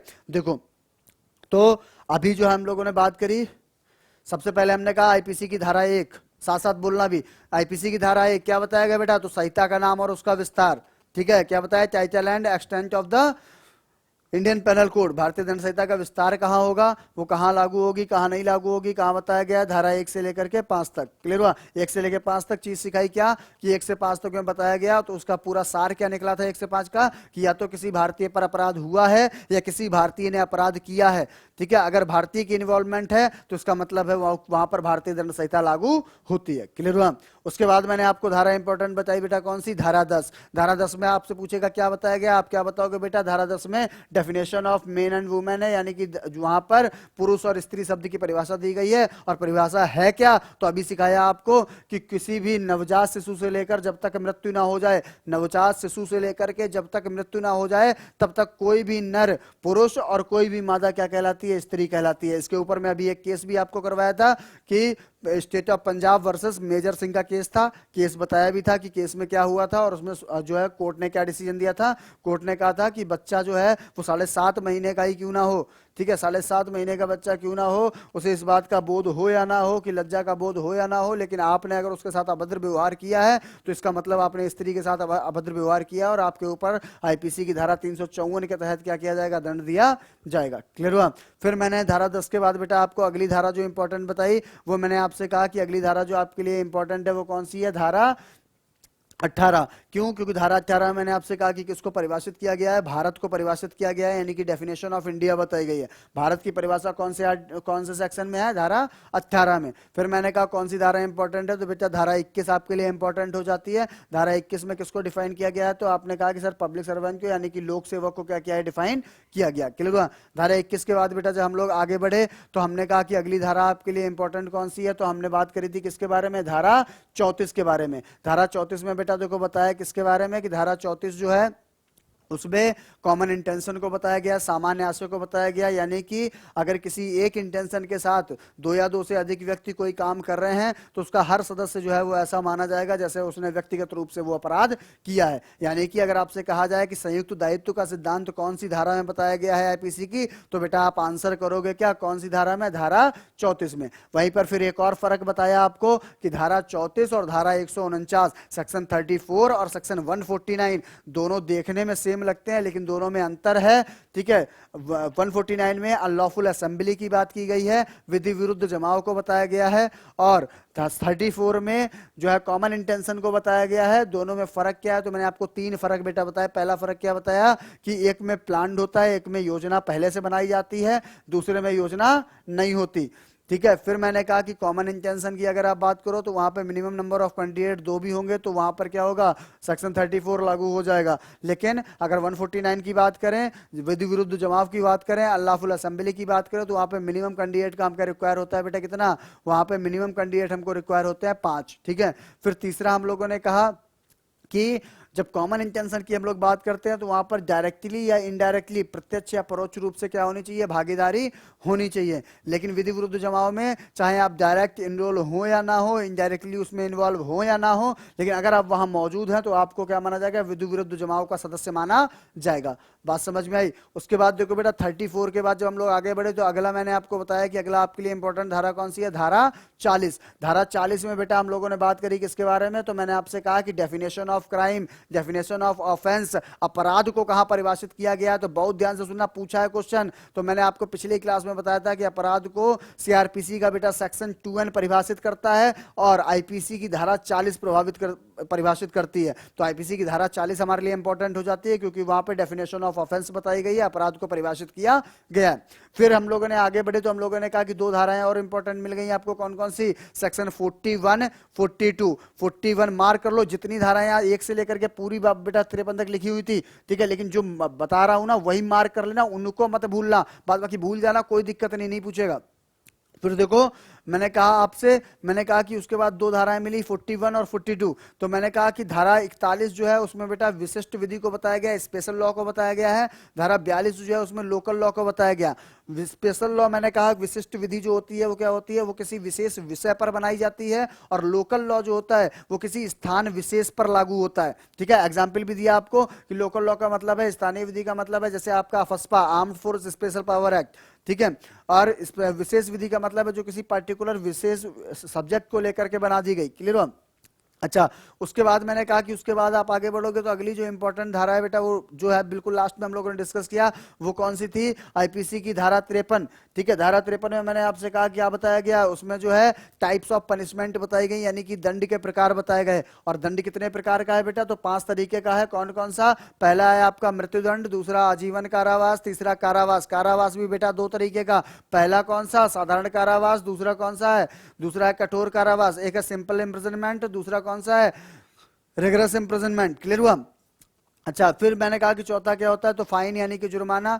ठीक है, पांचवा मैंने आपसे कहा कि क्या होता है, तो फॉरफीचर ऑफ प्रॉपर्टी यानी कि संपत्ति का समापरण। फिर मैंने आपको लास्ट में बेटा, सबसे लास्ट में क्या बताया कि जो भ्रांतियां फैली हुई होती हैं आजीवन कारावास को लेकर के कि 14 साल का होता है, 20 साल का होता है, नहीं। आप बेटा आप क्या सीखे, आज सीख गए क्या कि आजीवन कारावास का मतलब होता है बेटा जब तक जीवन है तब तक कारावास। क्या मतलब होता है, जब तक जीवन है तब तक कारावास। 14 वर्ष का खेल कहां से निकल के आता है, तो मैंने आपको बताया सेक्शन 55 बेटा क्या कह रहा था, आईपीसी की धारा 55 ये कह रही थी कि समुचित सरकार के पास ये शक्ति होती है कि वो चाहे तो अपराधी की सम्मति के बिना भी, अगर उसका आचरण सही है तो उसके पास ये पावर है। समुचित सरकार का मतलब बताया बेटा, केंद्र के मामले में केंद्र सरकार, राज्य के मामले में राज्य सरकार। ठीक है, तो वहां पर समुचित सरकार के पास ये पावर है कि वो क्या कर सकती है, 14 वर्ष से पहले किसी भी व्यक्ति को क्या कर सकती है, उसको जो है छोड़ सकती है। क्लियर हो, तो वहां से मिल जाता है हमको 14 वर्ष। ठीक है, फिर मैंने कहा 20 साल कहां से मिलता है, तो 20 साल देखो बेटा कहां लिखा हुआ है, आईपीसी की धारा 57 में, 57 सेक्शन 57 में ये प्रोविजन किया गया है कि जब कभी फ्रैक्शंस में कैलकुलेट किया जाएगा आजीवन कारावास को, जब आजीवन कारावास की गणना भिन्न के रूप में की जाएगी तो वहां पर आजीवन कारावास को 20 वर्ष के समतुल्य माना जाएगा। और मैंने क्या बताया कि प्रोविजन क्या होता है कि अगर कोई व्यक्ति अपना जुर्माना ना अदा करे तो उसकी सजा जो है वो 1/4 बढ़ा दी जाती है। तो अगर मान लीजिए कोई व्यक्ति अपना जुर्माना नहीं जमा करता है तो जब उसके आजीवन कारावास की संगणना की जाएगी तो उसमें जो है उसे 20 साल के बराबर माना जाएगा। क्लियर हुआ। फिर मैंने आपसे कहा कि ये तो आईपीसी के प्रोविजन थे, भारतीय दंड संहिता के प्रोविजन थे। साथ में मैंने आपसे कहा कि दंड प्रक्रिया संहिता की धारा 433 और धारा 433 ए, ठीक है, उसका सेक्शन 433 और 433 ए जो है वहां पर भी ऐसे प्रोविजन है। वो भी पावर देते हैं किसको, एप्रोप्रिएट गवर्नमेंट को, समुचित सरकार को। 433 पावर देता है समुचित सरकार को कि वो क्या कर सकती है, वो मृत्युदंड को आजीवन कारावास में, आजीवन कारावास को कारावास में, ठीक है, या फिर जुर्माने में क्या कर सकती है, वो बदल सकती है। फिर मैंने लास्ट में आपसे बोला बेटा क्या कि 433 ए क्या प्रोविजन करता है, 433 ए क्या प्रोविजन करता है। 433 ए जो है वो ये उपबंध करता है कि अगर कोई व्यक्ति किसी ऐसे मामले में आजीवन कारावास दिया गया है उसको, जिसमें उसको मृत्युदंड भी दिया जा सकता था, दिया नहीं है, मृत्युदंड दिया जा सकता था लेकिन उसको आजीवन कारावास दिया गया है, तो ऐसे मामले में उसे तब तक नहीं छोड़ा जाएगा जब तक कि उसने 14 साल का कारावास काट ना लिया हो, 14 साल की सजा पूरी ना कर ली हो। क्लियर हुआ। या फिर इन्होंने कहा कि अगर कोई व्यक्ति जिसको पहले डेथ पनिशमेंट दिया गया था, जिसको पहले जो है फांसी की सजा दी गई थी और उसकी सजा को क्या कर दिया गया, आजीवन कारावास में कन्वर्ट कर दिया गया है, अगर उसकी भी आपको सजा माफ करनी है तो उसे 14 वर्ष से पहले छोड़ा नहीं जाएगा। वहां पर कह दिया गया 14 वर्ष से पहले उसको छोड़ा नहीं जाएगा। बात समझ में आ गई, क्लियर है यहां तक बात। चलो, तो आज जो है आईपीसी के सेक्शन 1 से लेकर के बेटा सेक्शन 53 तक हम लोगों ने बात कर ली। ठीक है, अभी जो है इस वीडियो को देख करके कहीं भी कोई डाउट हो, कुछ भी हो, कमेंट कर देना, शेयर कर देना। ठीक है, इसके अगले वीडियो में हम लोग इसके आगे की धाराओं के ऊपर चर्चा करेंगे। कोई भी डाउट हो बेहिचक वहां लिख देना। ठीक है, मैं अगले वीडियो में क्या करूंगा, जो भी आपके डाउट्स रहेंगे उनको भी साथ के साथ डिस्कस करते चलेंगे हम लोग, तो एक बोझ नहीं बनेगा हमारे ऊपर। ठीक है, तो साथ के साथ ही सारे के सारे डाउट्स हम लोग डिस्कस करते हुए चलेंगे। बात समझ में आ रही है। चलो, आज के लिए इतना ही, मिलते हैं बेटा फिर अगले वीडियो में इसके आगे। तब तक मजे करो, खुश रहो, ठीक है, और पूरा जीवन का आनंद उठाओ। Thank you.